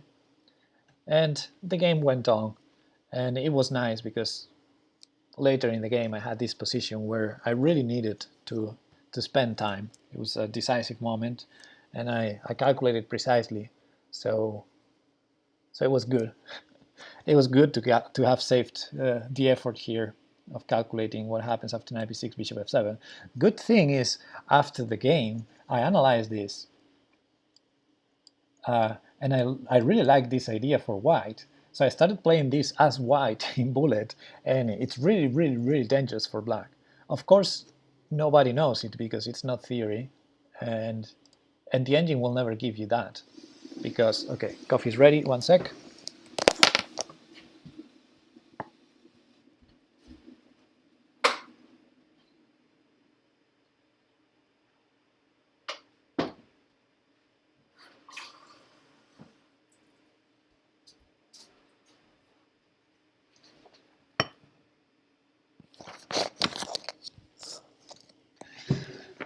So yeah, the engine will not tell you this is good. The engine says -1 point something, -1.3, I believe, which already shows the compensation, because if you give a piece, you would expect -3 or -2 at least if you give a piece for a pawn. But no, it's -1 point something. That already shows that there's definitely some compensation. That it gets really dangerous for black. So so yeah, that was an interesting find. Now, if I ever get this on a game again, and I decide to play knight b6, and my opponent actually plays bishop f7, at least I would know that I'm doing fine, although I will have to defend for the rest of the game. But in that game I decided to be practical instead, so that was good. Anyway, fun story. After the game, my opponent told me, "Why didn't you play knight b6?" And I'm like, bishop f7, complicated, I couldn't calculate. And he's like, bishop f7, that's not a move. Theory goes bishop b3. And I'm like, okay, theory goes bishop b3, but, you know. Anyway, bishop b3 in this game as well, because nobody knows about bishop f7. And bishop g4, already hanging tricks, like bishop f7 precisely. And bishop b3. Okay, here bishop f7, right? Now it does look really dangerous, because it's not even a piece sacrifice. Yeah, this would have been oofta. Hey, Markomar. So yeah, bishop g4 very careless, but white didn't see bishop f7, so that's good. And d takes e5. What about bishop f7 now? Same idea, right? Yeah, still here. Did it happen? It did happen in the game. Oh, okay. So white saw queen takes g4 with a slight threat. Black saw, and black is in damage control mode. It's okay. Let's trade queens. Let's not get checkmated. I don't care if I'm gonna be a pawn down or not, which I think I won't. But queen d7, good move. Queen f3. Let me checkmate you. Oh. Okay, e6 was normal here. You know, this is one thing I tell my students a lot. I don't want to say that queen d5 is a bad move, because, you know, you defend the threat, you threaten the queen trade, that's good to not get checkmated. So queen d5 is a good move. It's a good move. But Yeah, one thing I always tell my students is if you can solve the problem, whatever problem you have, in this case a checkmate threat, you can solve the problem with a developing move. That's even better. So here e6, developing. Then we have bishop b4 check, rook f8. Yeah, that would have been better, I think. Because now we're not developing. Anyway, queen takes d5, unnecessary. So this is already good looking, not so bad. After white decided to trade queens, we're no longer checkmated. That's good. Takes, takes. Beautiful pawn structure. And now knight b4. What about just taking the pawn? Okay. So strange. Knight b4. Okay, threatening that fork. Knight 3 defending. Ah, he grabbed the pawn anyway. He just gave too tempi to white. Okay, maybe you could have gotten to this position with the knight back on b1 and the king back on e1. So yeah, why not taking the pawn immediately? I guess he was giving white the option to go wrong here and hang knight c2, I suppose. Anyway, check there, and rook c1, knight c6, good move. I mean, this is a problem, right? Rook c7 is a problem, and this is a problem, or this. I mean, we have to get the bishop out somehow. We can't go e6 because we hang the pawn. So knight c6 blocks rook c7, but it also prepares e5 to get the bishop out. So yeah, I like knight c6. Right there. Get out of there. I'm not getting out of there. So yeah, probably e5 first. Better than h6. Unless we lose on the spot. Could be. I mean, knight e6 is still there. Anyway, h6 seems logical as well. Knight e6. King f7. Rawr. Exposing the king. Interesting. That wouldn't be my choice. I would have, probably kept the king here. If this knight is not going away, I mean, we can try to make it go away with knight e8, but if it's not going away, I would play g6, bishop g7. It's the only way to get the bishop out. King f7, interesting. Knight e4, takes, takes. And finally, the bishop gets developed, or will get developed. Active king, rawr. Rook c7. We got some issues, but it's not the end of the world because white allowed this bishop takes e5. Probably rook c7 was a mistake, but it's hard to suggest. Yeah, once black got this, looks like already most of the trouble is gone. So takes, takes, and b6 makes a lot of sense. I mean, we could defend the pawn also. We don't want to be passive defending a pawn, but also maybe if we defend it first, we can go a5, b5. But okay, b6 is normal. The problem with b6 is now if we ever play a5, we hang b6 to rook c6 check. But on the other hand, we're going to meet any check with taking here because this will no longer be attacked. So I guess everything's fine here. Rook there, rook there. I liked rook c8, simplifying. And okay, again, rook check will take a pawn, but we take that. This looks like a draw.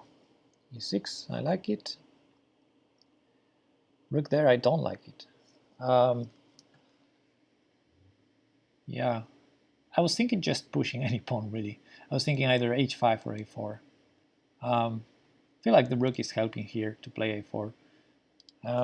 Yeah, rook here allows to the check you want to block, I assume. That's the idea of rook d8. But I would still do the check. I mean, you have to calculate that. You have to calculate what happens here if white trades. And I'm not sure because this resembles that HampshireHawk endgame with that 2 versus 1. This is the kind of endgame I was talking about, where white will create the passed pawn. White needs some work here. You can't play a3 to prepare b4 because then a4 and probably black just wins. But white can play b3, then a3, b4. This is the way. And how strong is this pawn compared to the passer that's going to happen here? Well, I don't know, but gets tricky and dangerous. It gets really dangerous. Check here, here, here. It's gonna happen, and it's looking good for white. I don't know. After that, this king will get distracted. All the kings, all the pawns on this side of the board will get traded. But when this king takes on b5, for instance, this will take on d4, and it will be the first one to target these pawns over here. It looks like a lost endgame to me. So yeah, if you can't go rook d5, then you're losing a5. So yeah, that's why I don't like rook d8. But not saying it necessarily losing, but it looks like it. And what I'm saying is you need to calculate it all the way till the end. That's the problem with these endgames. So I would have probably gone a4, more conservative, or h5, because the check can be met with king f6. But okay, rook there. Rook b5 didn't happen. Good news. h5 now.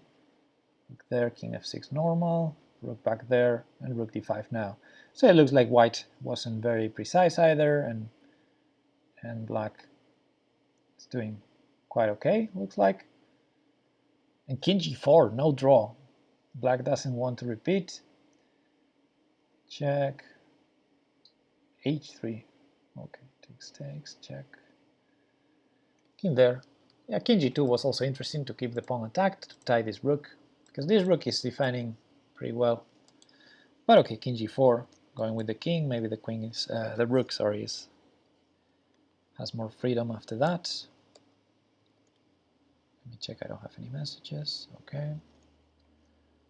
a3, rook b5, c3. And where did the blunder happen? I mean, this seems like a complete draw here.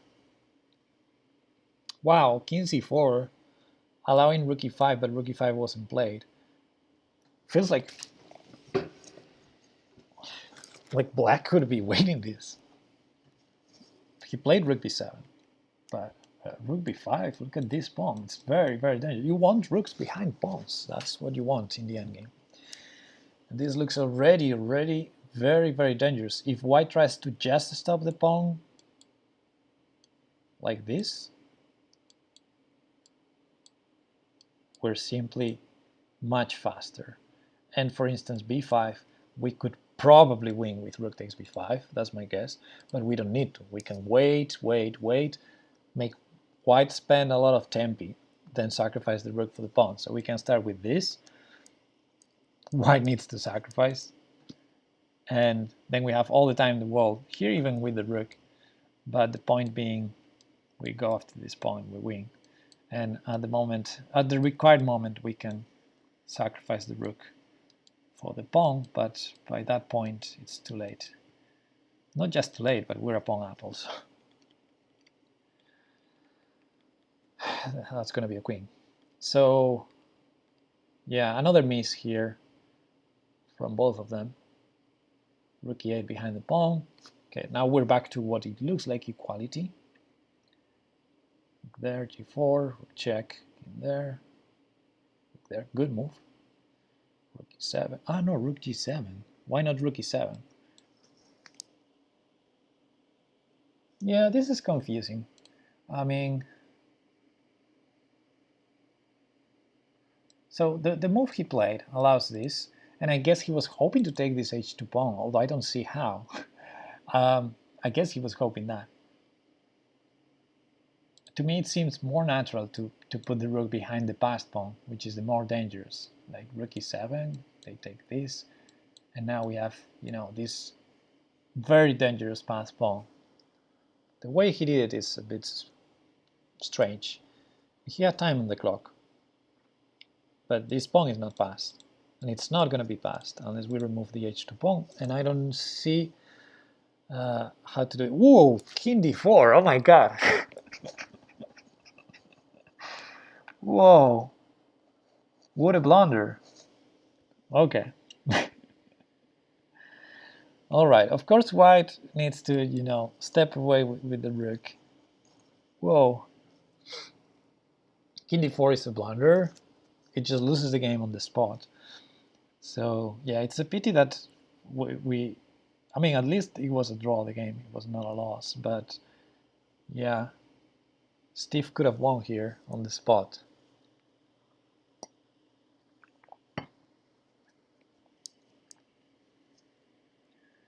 King's attacking the rook. It's very dangerous in endgames. When they're attacking your rook, to keep it there. Usually you want to move it away or defend it with a pawn. But it's really dangerous to defend it with the king when the king can be checked. And here rook d7 is just winning. Yeah, just winning the rook. Here, check. Yeah.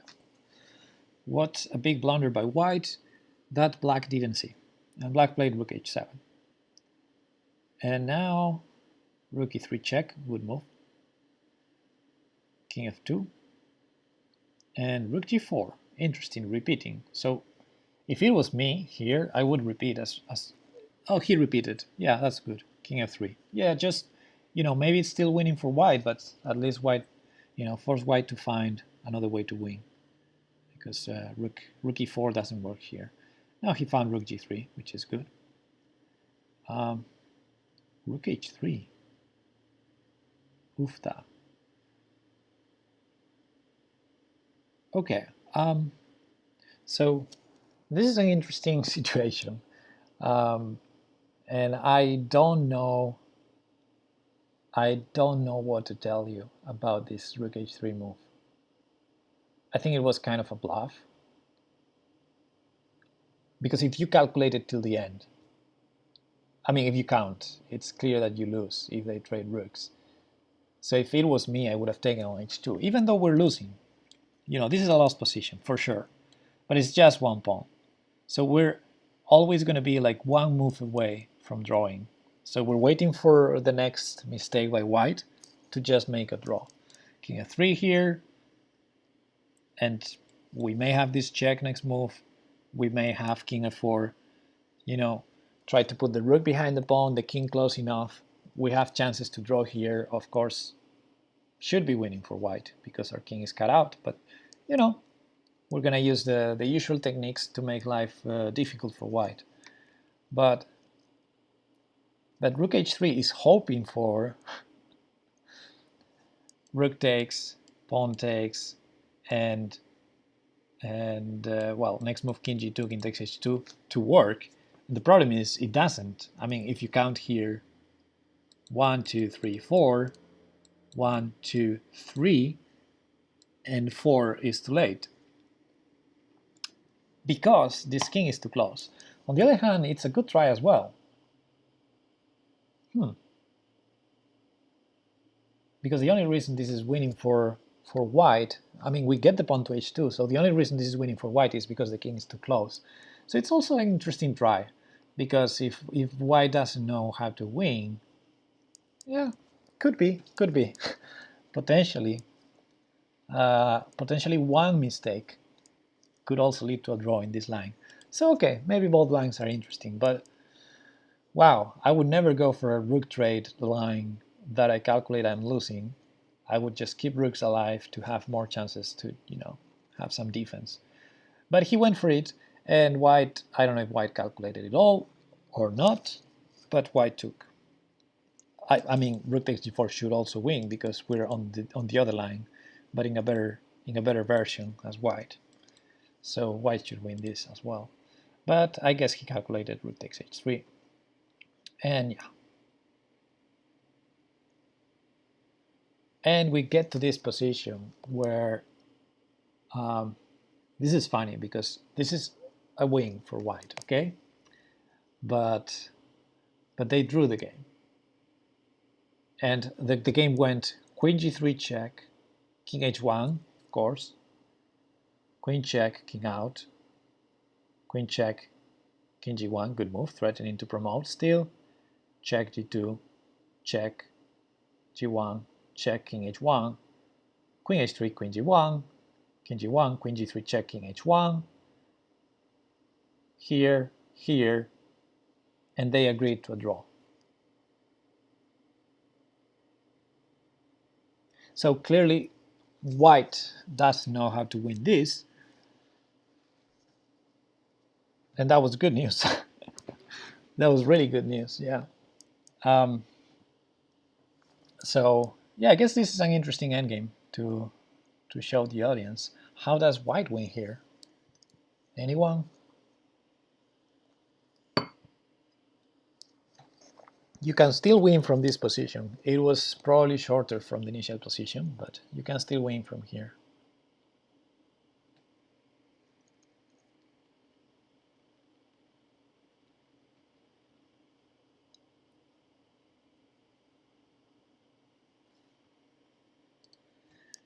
It's not just our team who can blow endgames. Yes, exactly. That's the spirit. Okay, so at some point we're gonna need to promote, we're gonna need to allow black to promote. Checking until you can get the king closer. But that's what he's trying. The problem is he can never get the king closer because black is always threatening to promote. So if we move the king closer, they promote. But there's this one point, this only point, which is queen g3 in this specific position, that because we're checking but also attacking the pawn, black is forced to go in front of the pawn. But since this is a rook pawn, now if we move the king, it's a stalemate. So white is trying to check until we can get the king closer, but black is very nicely avoiding it. So at some point, the only way to win this is to allow the promotion, to make a king move getting closer, but allow the promotion in a way that we can still checkmate black. Doesn't matter they have a queen. So that can only work, of course, if the king is close enough, which was the case in this endgame. It was close enough. So, for example, in this position, well, we can't get the king closer, but we can do this check. And now after king g1, who sees the winning move, arguably mating 2, but I'm sure the engine gives a mating 5 or something like that, because I'm sure the engine will under promote to a knight. But if you promote to a normal piece, it would be mating 2. Not too hard to see then. This is the moment. This is the moment to approach with the king. King e3. If they do the normal promotion to a queen, we have queen f2 mate. And yeah, the same would happen, of course, if they promote to a bishop or a rook. And then, of course, there's the stupid move that I'm sure is the engine's main option to promote it, because it stops the mating 1, but of course you're going to lose this. And yeah, and white will win this, hopefully. I mean, at the very least, I was going to say king e2, but there's king h2. I guess queen e2 probably is best, forcing the knight out. Queen e2, knight has to go out because the king has no legal moves. And then we can just check here. And now, very importantly, don't take the knight, it's stalemate. Just get the king close and check my next move. We can pre-move that. We can pre-move king g2. But of course, that's just one way, many ways. Anyway, funny. So arguably, wow, he showed me with rook h3. I didn't like the move rook h3, but it was a good try. Well done, Steve. Rook h3.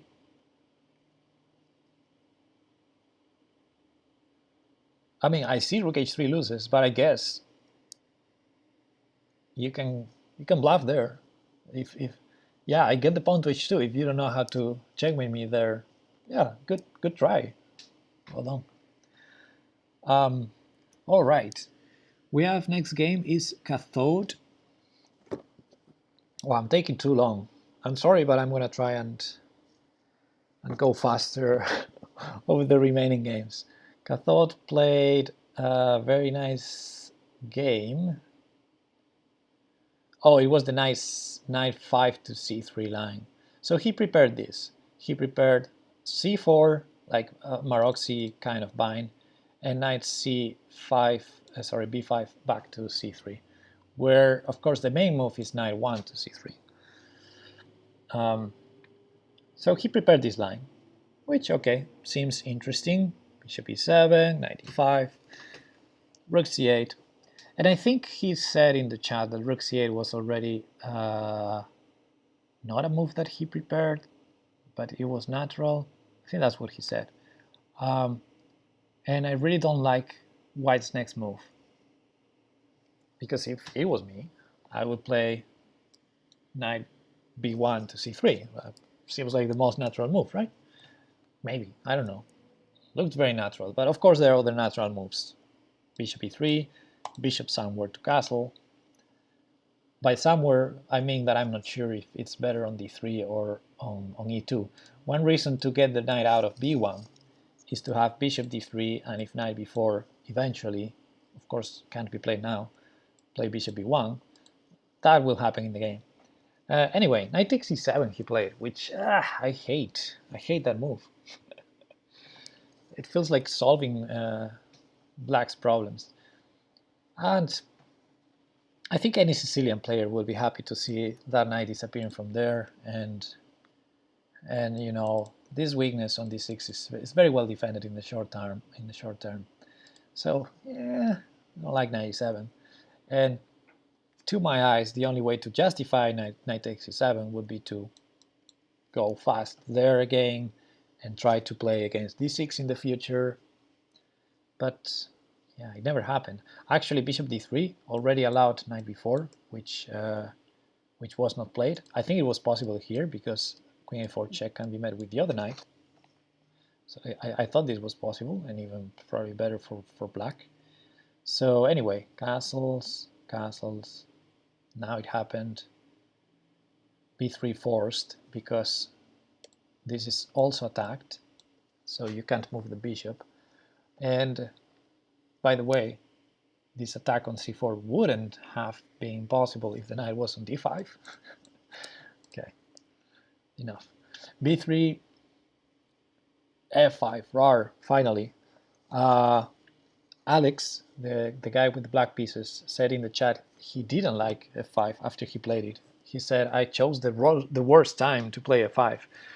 I kind of disagree with that. I think it's a very good move. And suddenly black's pieces are very much alive. Knight takes f5, very good move. Bishop e4, putting pressure there.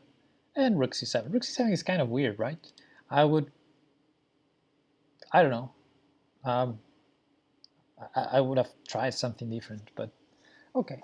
Anyway, I guess he wants to bring the rook somewhere later, but finally, after bishop a3, a5, knight c3 happened, rar, and now it looks good.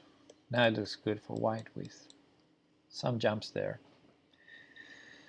Knight e4 and knight e2, trying to remove this very good knight that black has on d4, and black said okay. And knight back to c6, which could have played earlier, but okay. He decided rook c7 instead. Queen d2. Rook d7, defending. Rook d1, putting more pressure. Bishop f5. Bishop d5 check. King there. And now, I guess white's strategy went. Worked out well. Bishop pair, pressure on d6. I guess it's fine. Yeah. I wonder whether knight e4 is or is going to be an idea for black. But bishop e2, maybe he wanted the same. He prevented it. Okay. Knight b4. Seems like maybe collecting this bishop. Bishop c3 takes. Yeah, bishop a5, there was b6, right? Anyway, queen takes, attacking a5, b6, rook d2. Seems pretty natural, defending, bringing more pieces. The engine says it's an inaccuracy because there was apparently f4, rar. Not a human move, let's call it. Queen g5, interesting. Not really attacking the rook because it's defended a couple times, but probably with some bishop h3 ideas. King h1, getting away from there. Now queen g6. Queen g6, bad move, but it has a threat. And if white doesn't see the threat, then it's game over. Wow. Yeah, bishop e4 is a threat. Careful, attacking the queen and checkmate. So he saw, queen b5, well done. Rook b6. And rook there. The engine is not impressed. It seems like a normal move.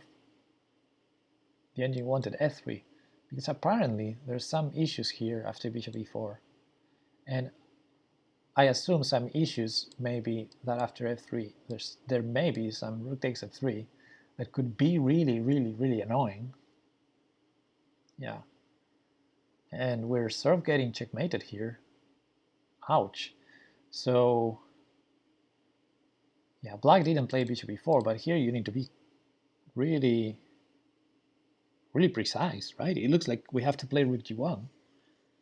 If we have to play rook g1, then rook fd1 wasn't a great move, right? Yeah. So I understand now why the engine doesn't like it and prefers f3 first. Makes sense. Anyway, black didn't play bishop e4. Rook d8, hanging a pawn on e5, and white took it. Yay! And the best news is this bishop can go here and stop all the threats from black. But first he grabbed that pawn because it was free. And rook d7, good move. Note that this rook is attacking that, and even if you trade, which didn't happen, the rook could potentially have that kind of threat. It's attacking the queen, it's attacking the pawn on b6, but it's also attacking the pawn h6.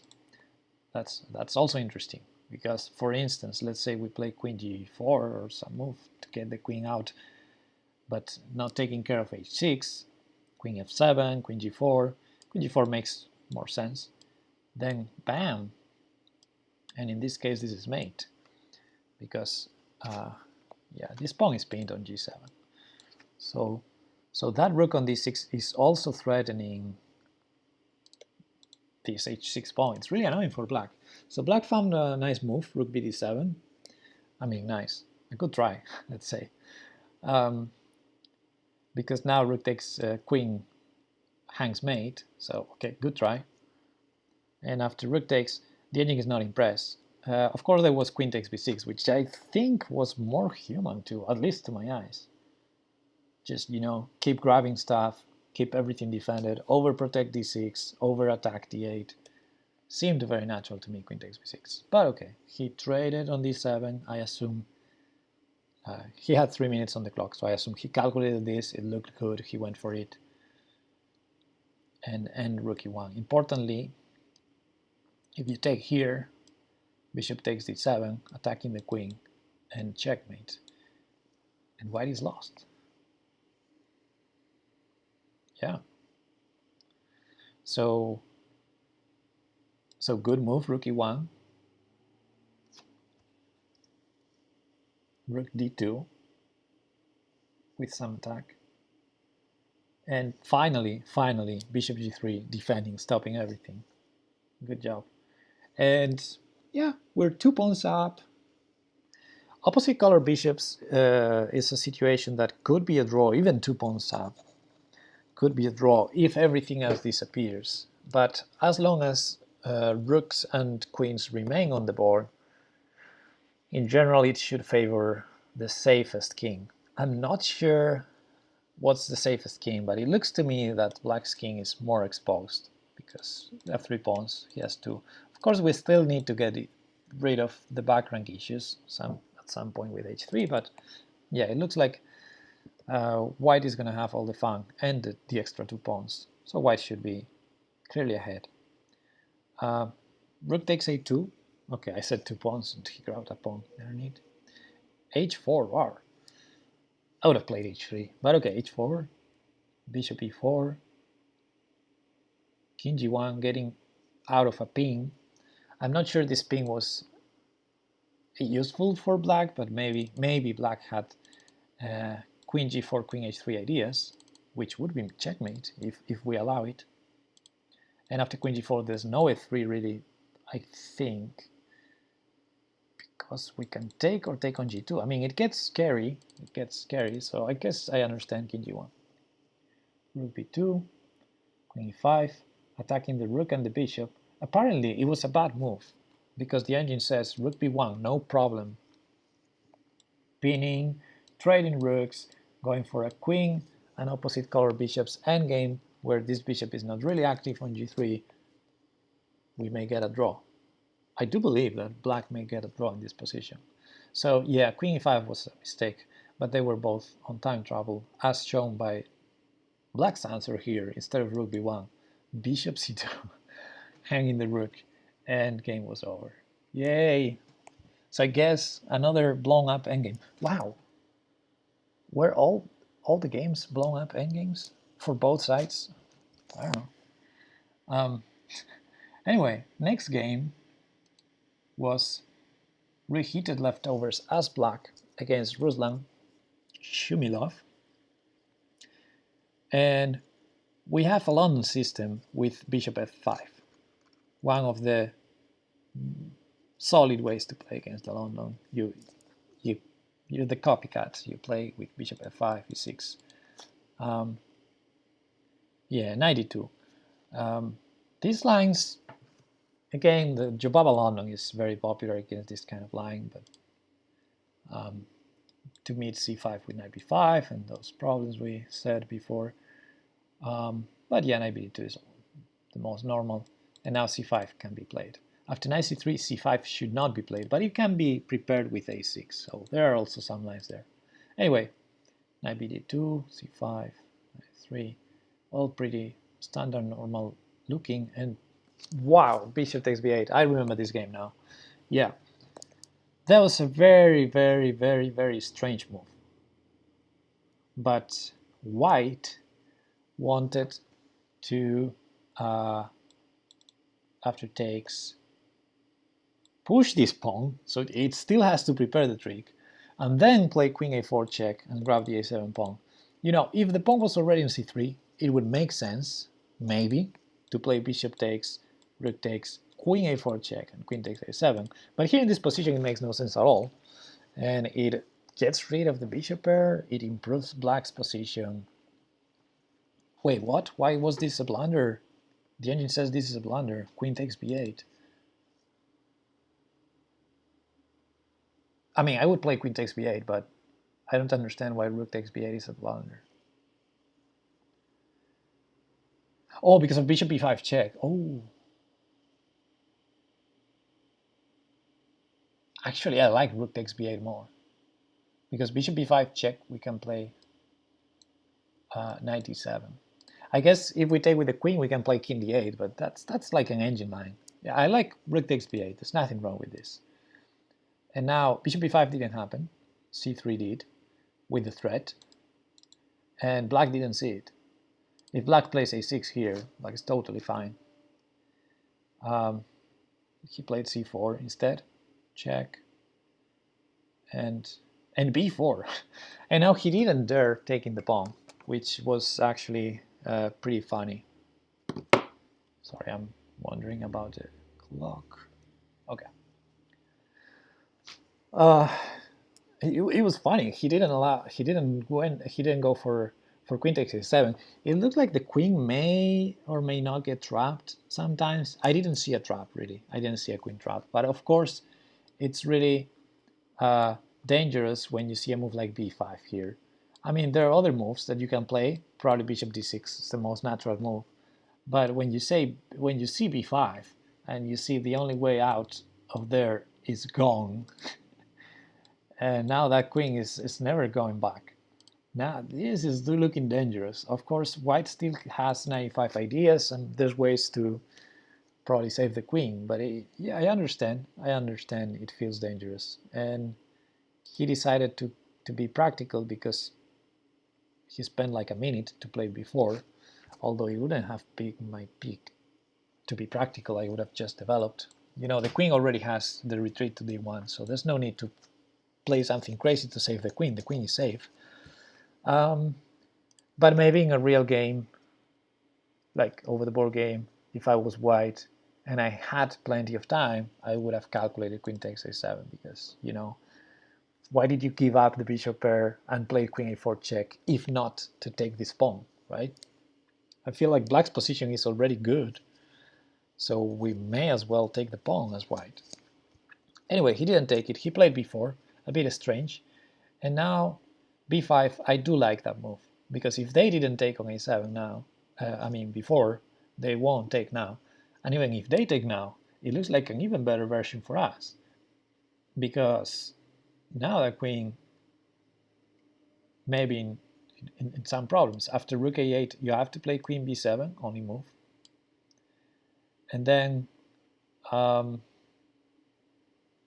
yeah, then I guess we repeat. Yeah, maybe it's just a draw. If we don't go rook a8, we have bishop d6, castle, and the position is still pleasant. That queen is going to be under attack all the time, and the only way out is queen a3 and then queen to b2 or c1, which is kind of ugly. Like, you play queen a3, I play rook here, you play queen b2 or c1, I don't know what's worse really. Let's play queen b2. And you can't really break here, so I can just castle. This is perfect position for black, bishop pair, control of the a file. We're gonna go here one day, we're gonna get the queen out, bring the other rook, start using this file, target this one day with knight b6, knight a4, man, or maybe reroute the knight to e4 to target it, see what these pieces do. Very, very unpleasant position for white. So he decided to go back, but that is so sad. You play a suspicious bishop takes b8, queen a4 check, and then you don't take the pawn a7, and then you go all the way back with the queen. Yeah, this is completely bad for white. But yeah, chess is tough, as we know. So let's keep going with the game. Rook a8, a5, rar, takes, rook a3. Man, black's position is so enjoyable. Where was the mistake of this game? Well, rook b3 was already a bit strange looking. Here, yeah, the reason I think it's strange looking is because I don't know what it does there, although I assume you're going to play the other rook to a3 and target c3, but it is defended, but maybe then knight a4. So okay, I guess I see the idea, but it's a bit of a weird move when you already have the a file. Now the reason Stockfish says it's a bad move, it's because there was a wing on the spot with f6. This piece is trapped. Yeah. Anyway, rook b3, f5, rar, still hanging the piece. The piece still has no squares. f6 wins the piece. f6 was played, yay! Oh no, wait, now he saves the piece with knight g6. Still a bad position for white, but yeah, f5 was to just save the piece. Good job. So f6, knight g6, takes. And rook there, which, okay, I don't like, but I guess it's a move. I don't like it because it's not really threatening anything, and but white helped. White blocked the queen's defense. So black said, yeah, sure, take my pawn. So yeah, there were two defenders here, so no threat really. And I don't know, if white attacks one of the rooks, I guess it has to go to b2. And then white can still claim to be safe with moves like this, rook c2, get trades, but 92 helping, yeah. Now rook takes c3 didn't happen. Okay, but he decided to do an intermediate move, bishop g3, forcing queen d1. And now rook takes c3. Okay, that's good. That's still good. Now we're targeting e3. So I guess black is doing fine. Black probably missed this move though, knight b1. But there's rook takes e1, so everything's fine. Maybe he didn't miss it. I don't know. And now rook back, rook all the way back, which I'm not a fan of because the rook was very active here. Rook b3, rook a2. Probably rook a2, unless I'm missing something. There's knight b5, so probably rook a2, not a good move. Okay, rook a8 is safe. That's fine. Knight there, targeting this pawn. Queen g7 defending. King g3 targeting the bishop, bishop back. Bishop there, and knight a4, which I don't hate, but if it was me, I was wondering whether we can get rid of this annoying pawn there. But I guess black here has the idea that that pawn is actually blocking white's attack. It's always a double-edged decision to make, to keep a pawn like this alive or not. You can get checkmated whenever a major piece comes nearby, but on the other hand, it's harder for white to attack on that side of the board. So yeah, knight a4, not bad. Queen a1, suspicious. And now queen e8, I like it. I like it very much. Defends the rook. So it's threatening to trade the knight and then maybe rook a2 check or something like that. It's also threatening the pawn there. I like it a lot. Knight takes d5, boom. Going for the tactics. Shall the tactics work? I don't think so. I would take it. He took. Check. King f8. Okay, I guess king h8 was my first thought, but I guess there's nothing wrong with king f8. Okay, takes with check, rook there. And queen e4, which is not a bad move. Did we lose this game? Yeah, we did. Wow, I'm expecting. I'm curious to see how did we lose this game. Queen there. He grabbed the pawn. Queen here. Check. How did we lose this game? Rook d5. Knight c3, fork. I mean,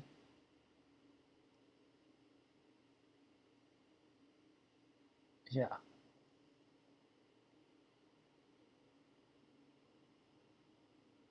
That was nice. Still, we lost this game? What? After this move? I mean, queen takes was also nice.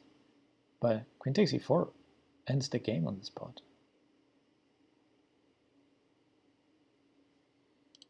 Isn't the evil graph stuck or something? Oh, let me check.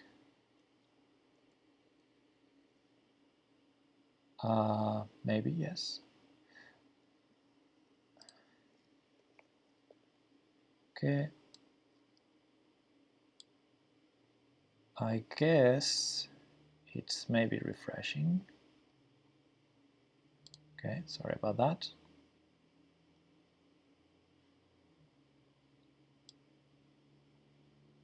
Yeah, it's hard because I'm depending. I have two windows open. I'm depending on them to refresh properly. I hope it's fine now. Thanks. And it's hard to imagine that black is going to lose this game, honestly. I mean, here I would have gone 96 probably. But okay, 95. Bishop there, targeting that pawn. Takes.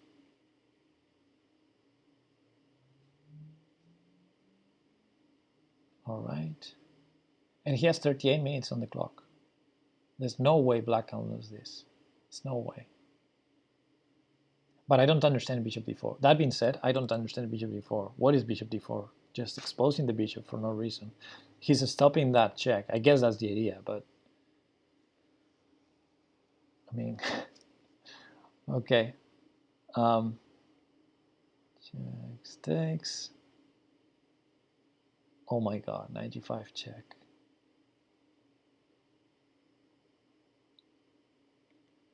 Yeah, it was already a bit complicated. Get the bishop out of there. Get the bishop out of there, sir. Okay, so he won check, and now the king is entering. So this is like the... If there's one way to not win this. So he you know, after this trade, these pawns are a bit weak, and this king has an entry route, which didn't before. So if it was me, I would be concerned about that. I would probably go bishop back and maybe either knight g7, which hangs the knight right now in this position, but let's see what he plays, or maybe knight d4 to control f5, or maybe just knight somewhere and king e6. But another option could be to play f5 and play that kind of, you know, then king e7, king f6, and say we're completely fine. There's no way you can get in. Another way would be to try and reroute the bishop all the way to g5. So, not sure how, takes a while, but maybe, just maybe, we can try some bishop maneuver there and say, okay, we're safe. We have everything defended. It doesn't matter whether you get your key there. So there were many ways, but not this one. Not starting to give random checks that only help the opponent's king go up and also defense our piece. So we're going to have to spend another tempo that he will have for free to get the king up. Yeah. I mean, maybe it's still a draw, but I see king g6 happening soon. Oh, I never go back. Okay, this is dangerous. This is very dangerous. Now he starts pushing the pawn. Probably the wrong idea. Should have been more concerned about defending. For instance, if we play knight f4 here, the king can never move. That was maybe the easiest draw. Right? All right. Hey.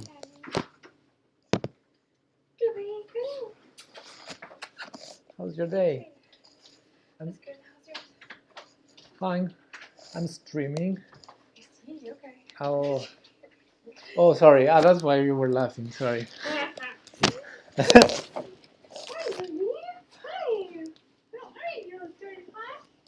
I'll finish soon. I have to go over. No, you're fine. I've got stuff I gotta do on the computer. Okay. Streaming, let me know. How was your day, Kiko baby? Okay, so this game, 94, defending that. This is the kind of passive piece position we don't want. The knight is defending the pawn. I guess there's still some defensive idea here. You know, rook versus knight is a draw, so if we get to sacrifice the bishop for the... And rook versus bishop is also draw, although... Oh my god, what did you do? Trickier to my eyes. What? You cut your hair? Oh, I didn't clean that up, sorry. You cut it? No, I untangled it. Oh my god. I'm sorry, No, I meant to get rid of that. I was confused because it didn't look... Oofda. There's coffee if you want. Okay. All right, so yeah, rook versus knight is draw. Rook versus bishop is draw, although you need better technique. So I would probably try to sacrifice the bishop for the pawn and don't care about this. But maybe black was trying to win. That's my guess.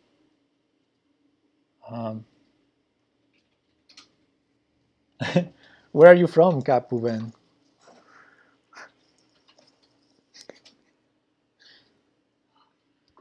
Someone in the chat said, I got to hear an authentic oofda. Oh. They said that. Did you say it or did I? Huh? I don't know. Who said it? I think I said it. But Oh. so if I said it, it's not authentic. Obviously. Okay, from Hungary. Okay, cool. Then it must be late for you. Isn't it like 11 p.m. there? Good evening, Kenworthy. What's up? We're watching. We're going through over the games of round 1 of the Lichess 4545 League, and I went over 8 games so far, just a couple more to look at. This one is almost over. It should still be a draw, but black should be careful, and it wasn't. h6. h6 is threatening h7, and an f4 rar, which is a blunder. But yeah, it was tricky already, because in principle, as black, you believe you're ready to sacrifice the bishop for the queen, even if a check happens. But I think white converted it well. Apparently, it was already difficult. Apparently, according to the analysis, knight c6 and knight f3 were the only moves to draw. Actually not. Stockfish believes knight f3 draws, but table-based says only knight c6 draws, which is maybe not the most obvious, although if we follow up with knight e7, I guess it makes a lot of sense. Anyway, h7 apparently wins, because after f3, okay, rook a5 was a blunder, but there was rook f7. This would have been the winning idea. Rook f7 check, king e8, and rook f6. Or rook g7, same idea. So that would have been the way to win for white in that position. Pretty effective, yeah. Also this. Yeah, in principle, if you rook a8, king e7, rook g8, and rook g7 might do it.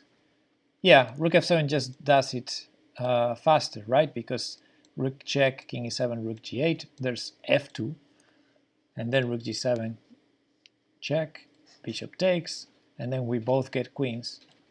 So yeah, rook f7 maybe just one move faster. But yeah.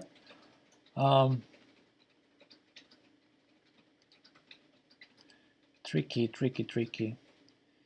because if you don't see that, yeah, black is thinking that he's going to sack the bishop for the pawn and it's going to be a draw.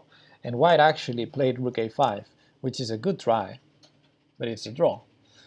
And I mean, it's a good try. You go after the bishop. The bishop is the only guy guarding that square. The problem is, this is a draw, and this is a draw only if white is careful, and if black plays the correct move here, which I think is the most obvious move, but black didn't see it. So maybe it wasn't the most obvious move. He had 31 minutes on the clock left. Bishop is attacked. Yeah, what's more natural than knight c6? We defend the bishop to answer rook takes bishop with knight takes bishop with a check. That's good. That's really good. And now white needs to be careful. White needs to start worrying about our f-pawn, because I think now this bishop has a long, really long diagonal, and there's no way black loses this anymore. So yeah, knight c6, the last, let's call it, precise move that black needed to survive here, and he didn't find it. And the point is, takes is a check. And we have knight f7 next, so we're actually winning here. So rook takes bishop is a blunder, so we're completely safe here after knight c6. Okay, black didn't find it. Black played knight b5 instead. Maybe a mouse leap, because I don't. He wanted more squares for the bishop. Okay. And yeah, that's not gonna work. He resigned here actually. But yeah, rook f7, rook g7 is coming at the very least. All right, so let's go to KapuBen's game. Kapu is in the chat, and this one, we talked about it already, so he knows what I'm gonna say, probably. e4 c5. I missed you too. E4 c6. Sorry, we have a Caro-Kann, and Kapu was actually he prepared this anti-Caro-Kann, or I think it's called the accelerated pan of attack, because many times after you play d4 as white, you will transpose to a pan of attack.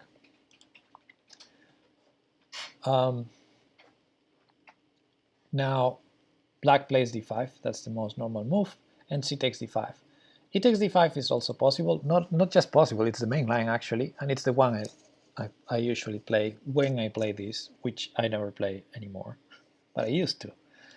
And the point is, well, here you can immediately transpose to the pan off if you want with d4, or if you really want to play cd here, which is playable, you get exactly the same position that you get with the other move order. Now, sometimes you want to play the pan off, and then this is a move order to maybe avoid some other lines, but yeah, it doesn't really have a lot of relevance, this c4 idea. If you know the normal theory, you will transpose to it or play with this position that happened in the game, where, oops, let's go back here, where this is sort of a Scandinavian defense, because black probably should take that pawn, right? And we have this isolated pawn, but we're going to play with it. And it's an interesting moment, because black should take the pawn, or play as in the, what is it called? I call it the Portuguese variation of the Scandinavian, but I know the name is wrong. So it's probably the Icelandic variation. What I mean is knight f6. So instead of taking with the queen, that can be hit with knight c3, you can go knight f6 with the idea of taking with the knight next. Point being, white can't really defend it, so you're going to get it. You're attacking it twice already. But if white does knight c3 and you take with the knight, now this is a better version of bringing the queen to the center, because now there's no knight c3 hitting the queen. So actually black is doing quite fine here. So knight f6 is very natural, and honestly I would play here d4, or after knight c3, knight takes d5, I wouldn't take on d5. I would just keep developing as white with knight f3 or d4, and it's a game, it's a position, isolated pawn, interesting. Now if you don't want to play knight f6, which again I think is the best try, you have to at least take it with the queen, and then you play this kind of Scandinavian position. Knight c3, the queen has to move again, and same as in the Scandi, I would say there are three main moves: queen a5, queen d8, queen d6, although chances are queen e5 is playable in this particular line too. I don't know. But yeah, queen a5 is one, queen d6, queen d8. Many options, and if I'm correct, Kapu had some preparation in the queen a5 line, which is arguably one of the main lines. But instead of queen takes d5 or knight f6, his DB had queen a5. Okay. Instead of that, black played bishop d7. And the fun part is, he said in the chat, I don't think there's anything wrong with this move. Something like that. Like, this can't be bad. And I'm like, well, you just gave away a pawn for free. So it is bad. This is bad. He had to regain the pawn. Now black has many problems. He's a pawn down. The space is also a problem. Hard to develop the pieces. And also d7. The bishop there is blocking the development. Also on defending b7 that can be targeted with queen b3 later. So yeah, it's a terrible move really. Bishop d7. Knight c3. Now natural development should give us a good position, because our opponent misplayed already. g6 seems pretty low. At this moment, knight e5. Again, I didn't like it. I think the knight will go there one day, but it looks to me that just with natural development moves, bring pieces out well, I'm not saying bishop b5, but you know, bishop somewhere, castle, white will have a very, very, very big advantage. Development, better pieces, space. You know, the space. The good thing about a space advantage is you have more squares for your pieces, so you can bring them, you can coordinate them better, put them in more natural squares. Look at this bishop has g5, f4, e3. Each of them are interesting to put pressure on f6, to put pressure on this diagonal, or to support the center. Many natural places for pieces. The knights are perfect. This bishop can go to also very interesting position, places eventually. The rooks have open lines. They can be connected easily because our queen has many squares to go to and help target things like queen b3, queen d2, many ideas. So yeah, when you have space, you can coordinate your pieces well because you have many squares to go to. Knight e5 also, yeah. And conversely, black has problems because lacking space with so many pieces, the pieces are hitting each other. And it's hard to find squares for pieces like this knight here, for instance. It has no good squares. This knight also has no good squares, only g4. This bishop has no real alternative to the square it is on.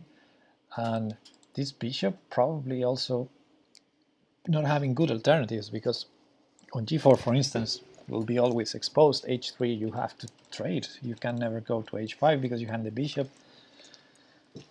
Yeah, pieces are lacking squares, so I feel white should just keep finding good squares for their pieces calmly, and black will be suffering a lot. But okay, knight 5 will maybe get to that point eventually, just by transposition.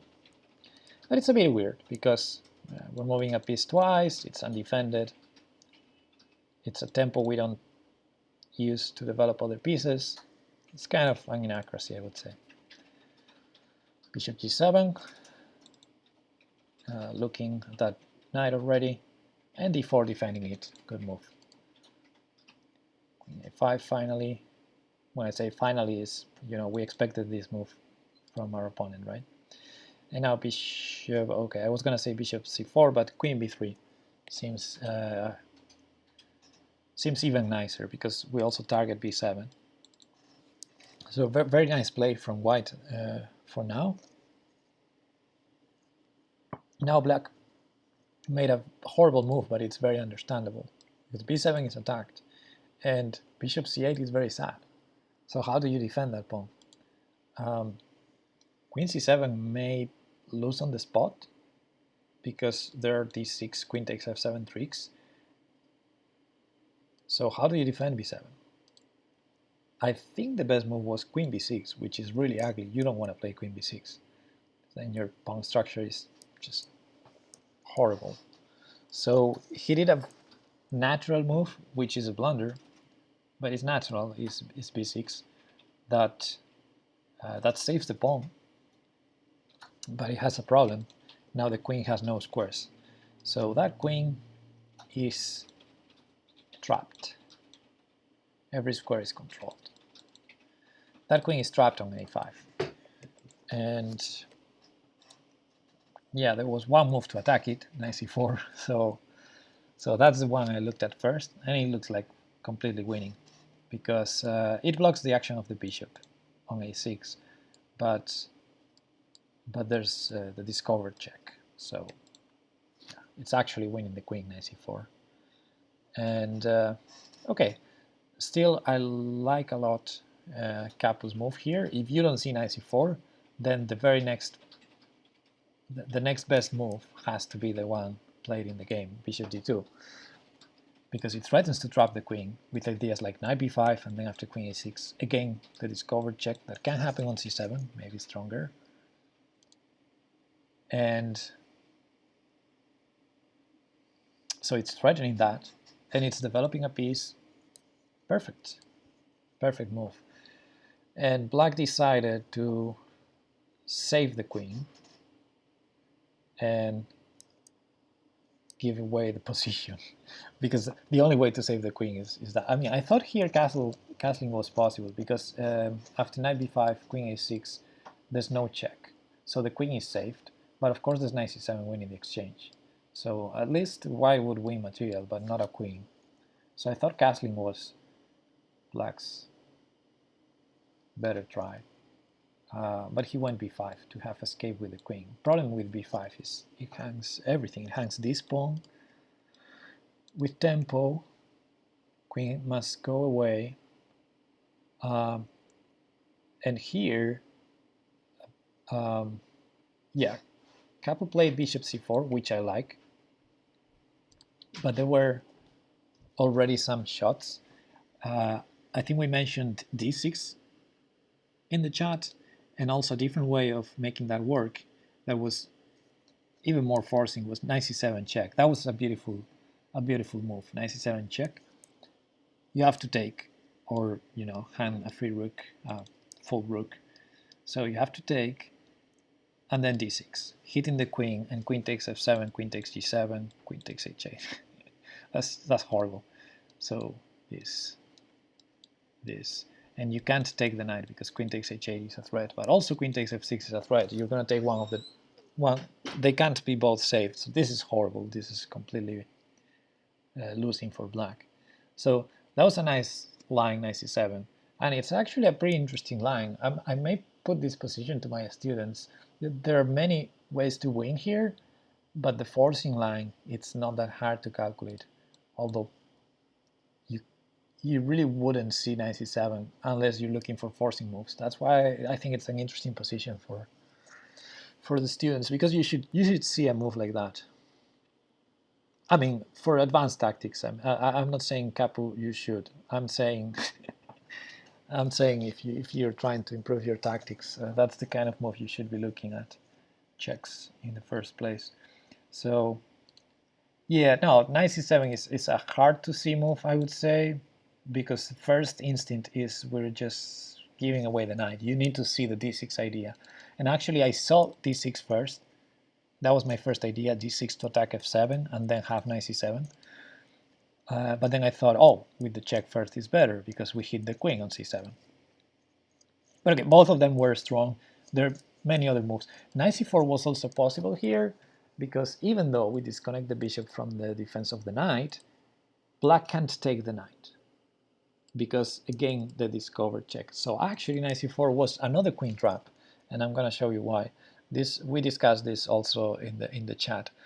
Knight c4, it's funny, it's also winning the queen because again queen takes b5, we have the discovered check, and other than that the queen doesn't have good squares because queen b7 hangs this discovered check, and this is the most beautiful one. Queen d8 allows bishop a5,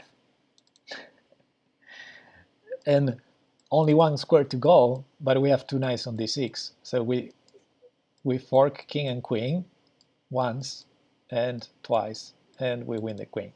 So the queen was trapped there as well, yeah, with knight c4 again.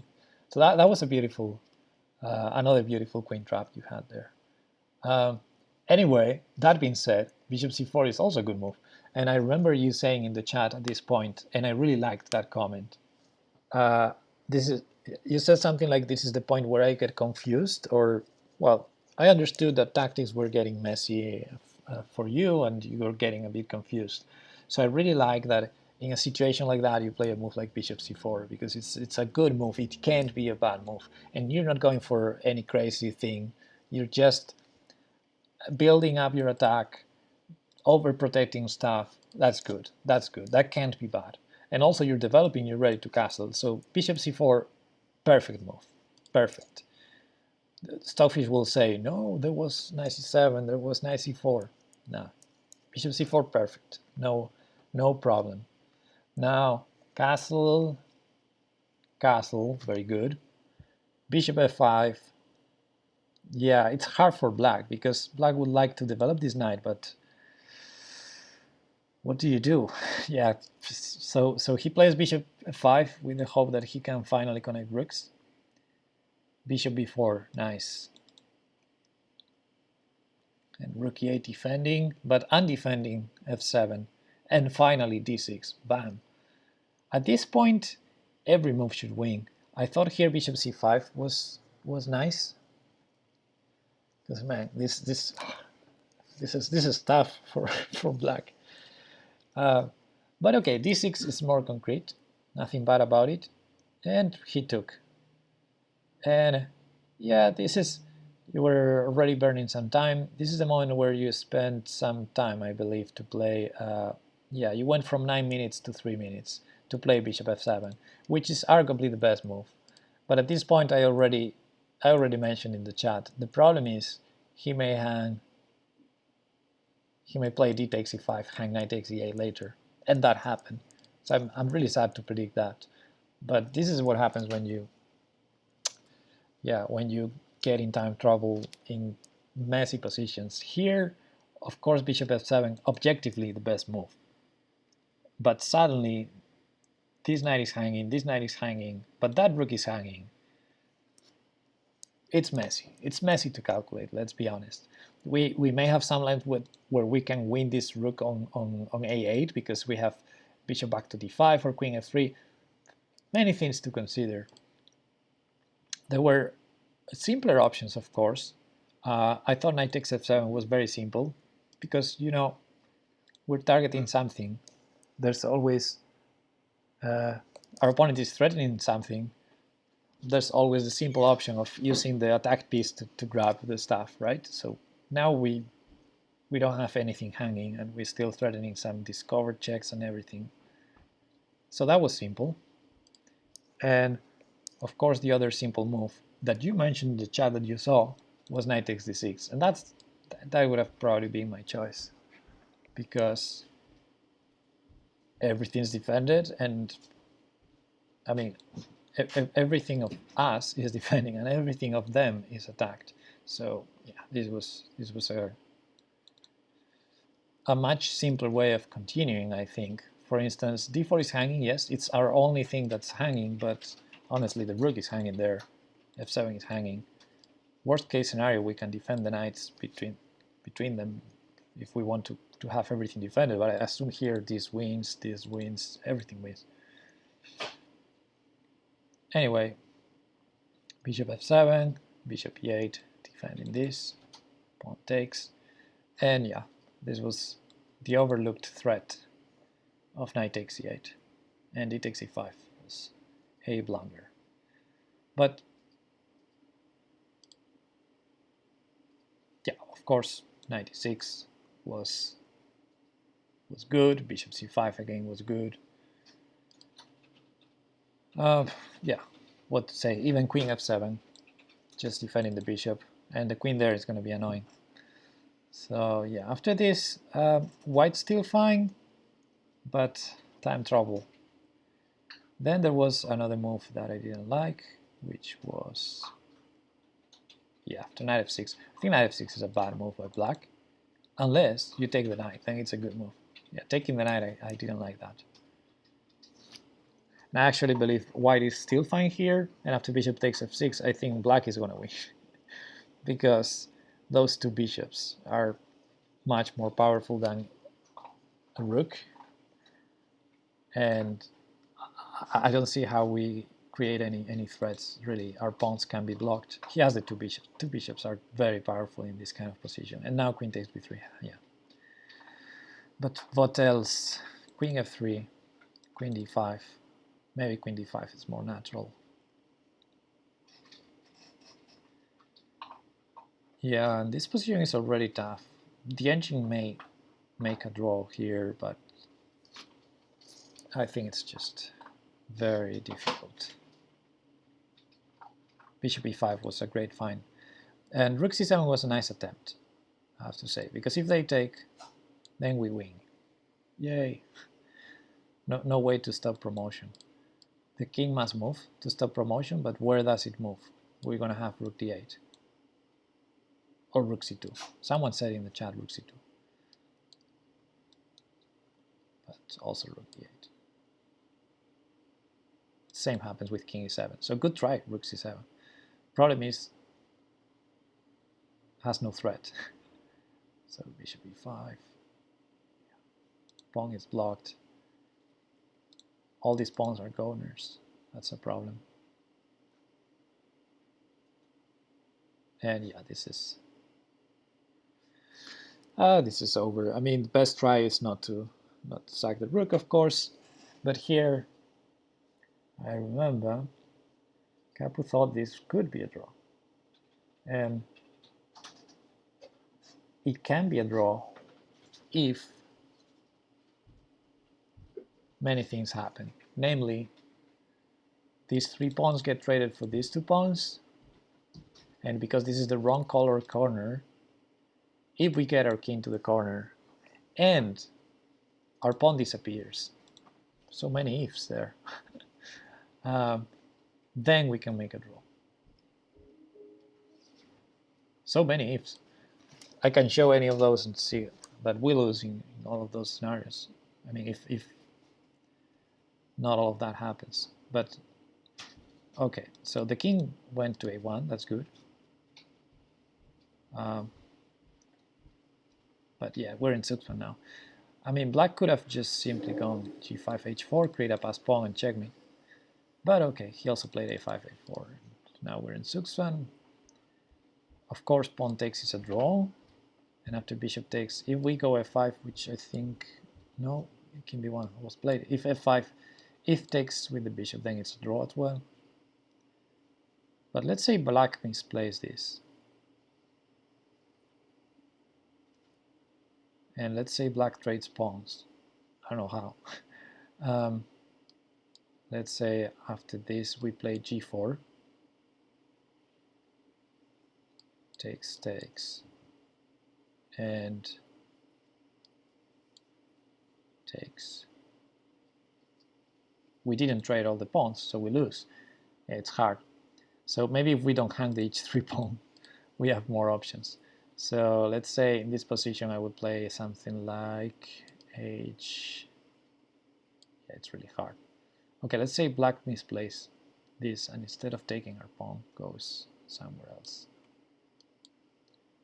What I want to show is that even, I mean, g5 here wins, but even this scenario,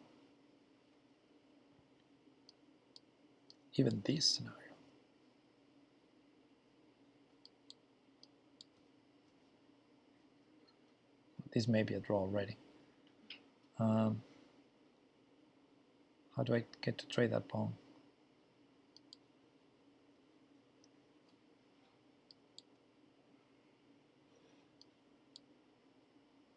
Yeah, this looks like a draw.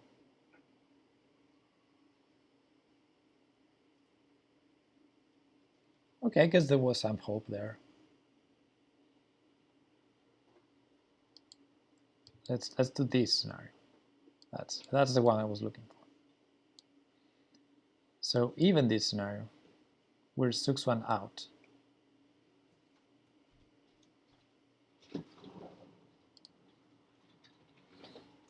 So we lose. So we need a lot of mistakes. Actually, here right now we're losing the b2 pawn. So yeah, it was really far from drawn there. Okay, last but not least, Damian's game, which was, I think, a smooth victory. So yeah, I'll go fast. Sweet. Good game, Kapu.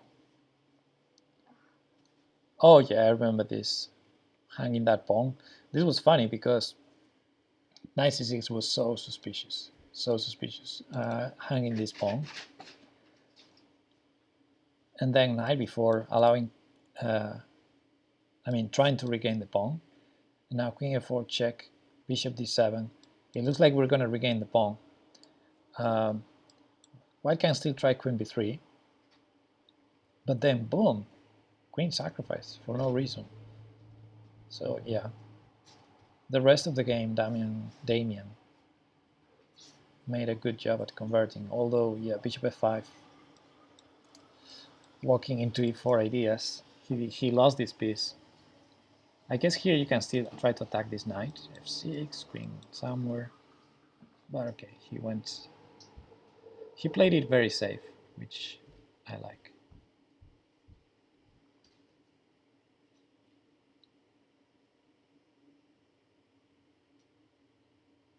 Boom, removing the defender, nice. And yeah, queen for a bishop, we should be able to win, right? Check, check, fork. Very good job by Damian. Yeah, he saw all the good moves. And here white resigned. Yeah, this game didn't have much much to comment about, just the queen hang. So very weird move. Anyway, that's it, I believe. I had other highlights from other games that I wanted to show, but it's really late.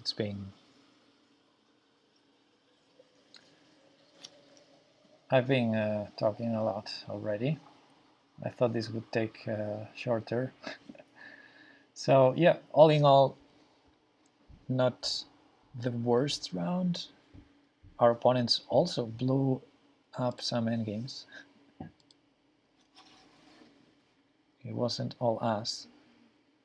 And yeah, next round we play,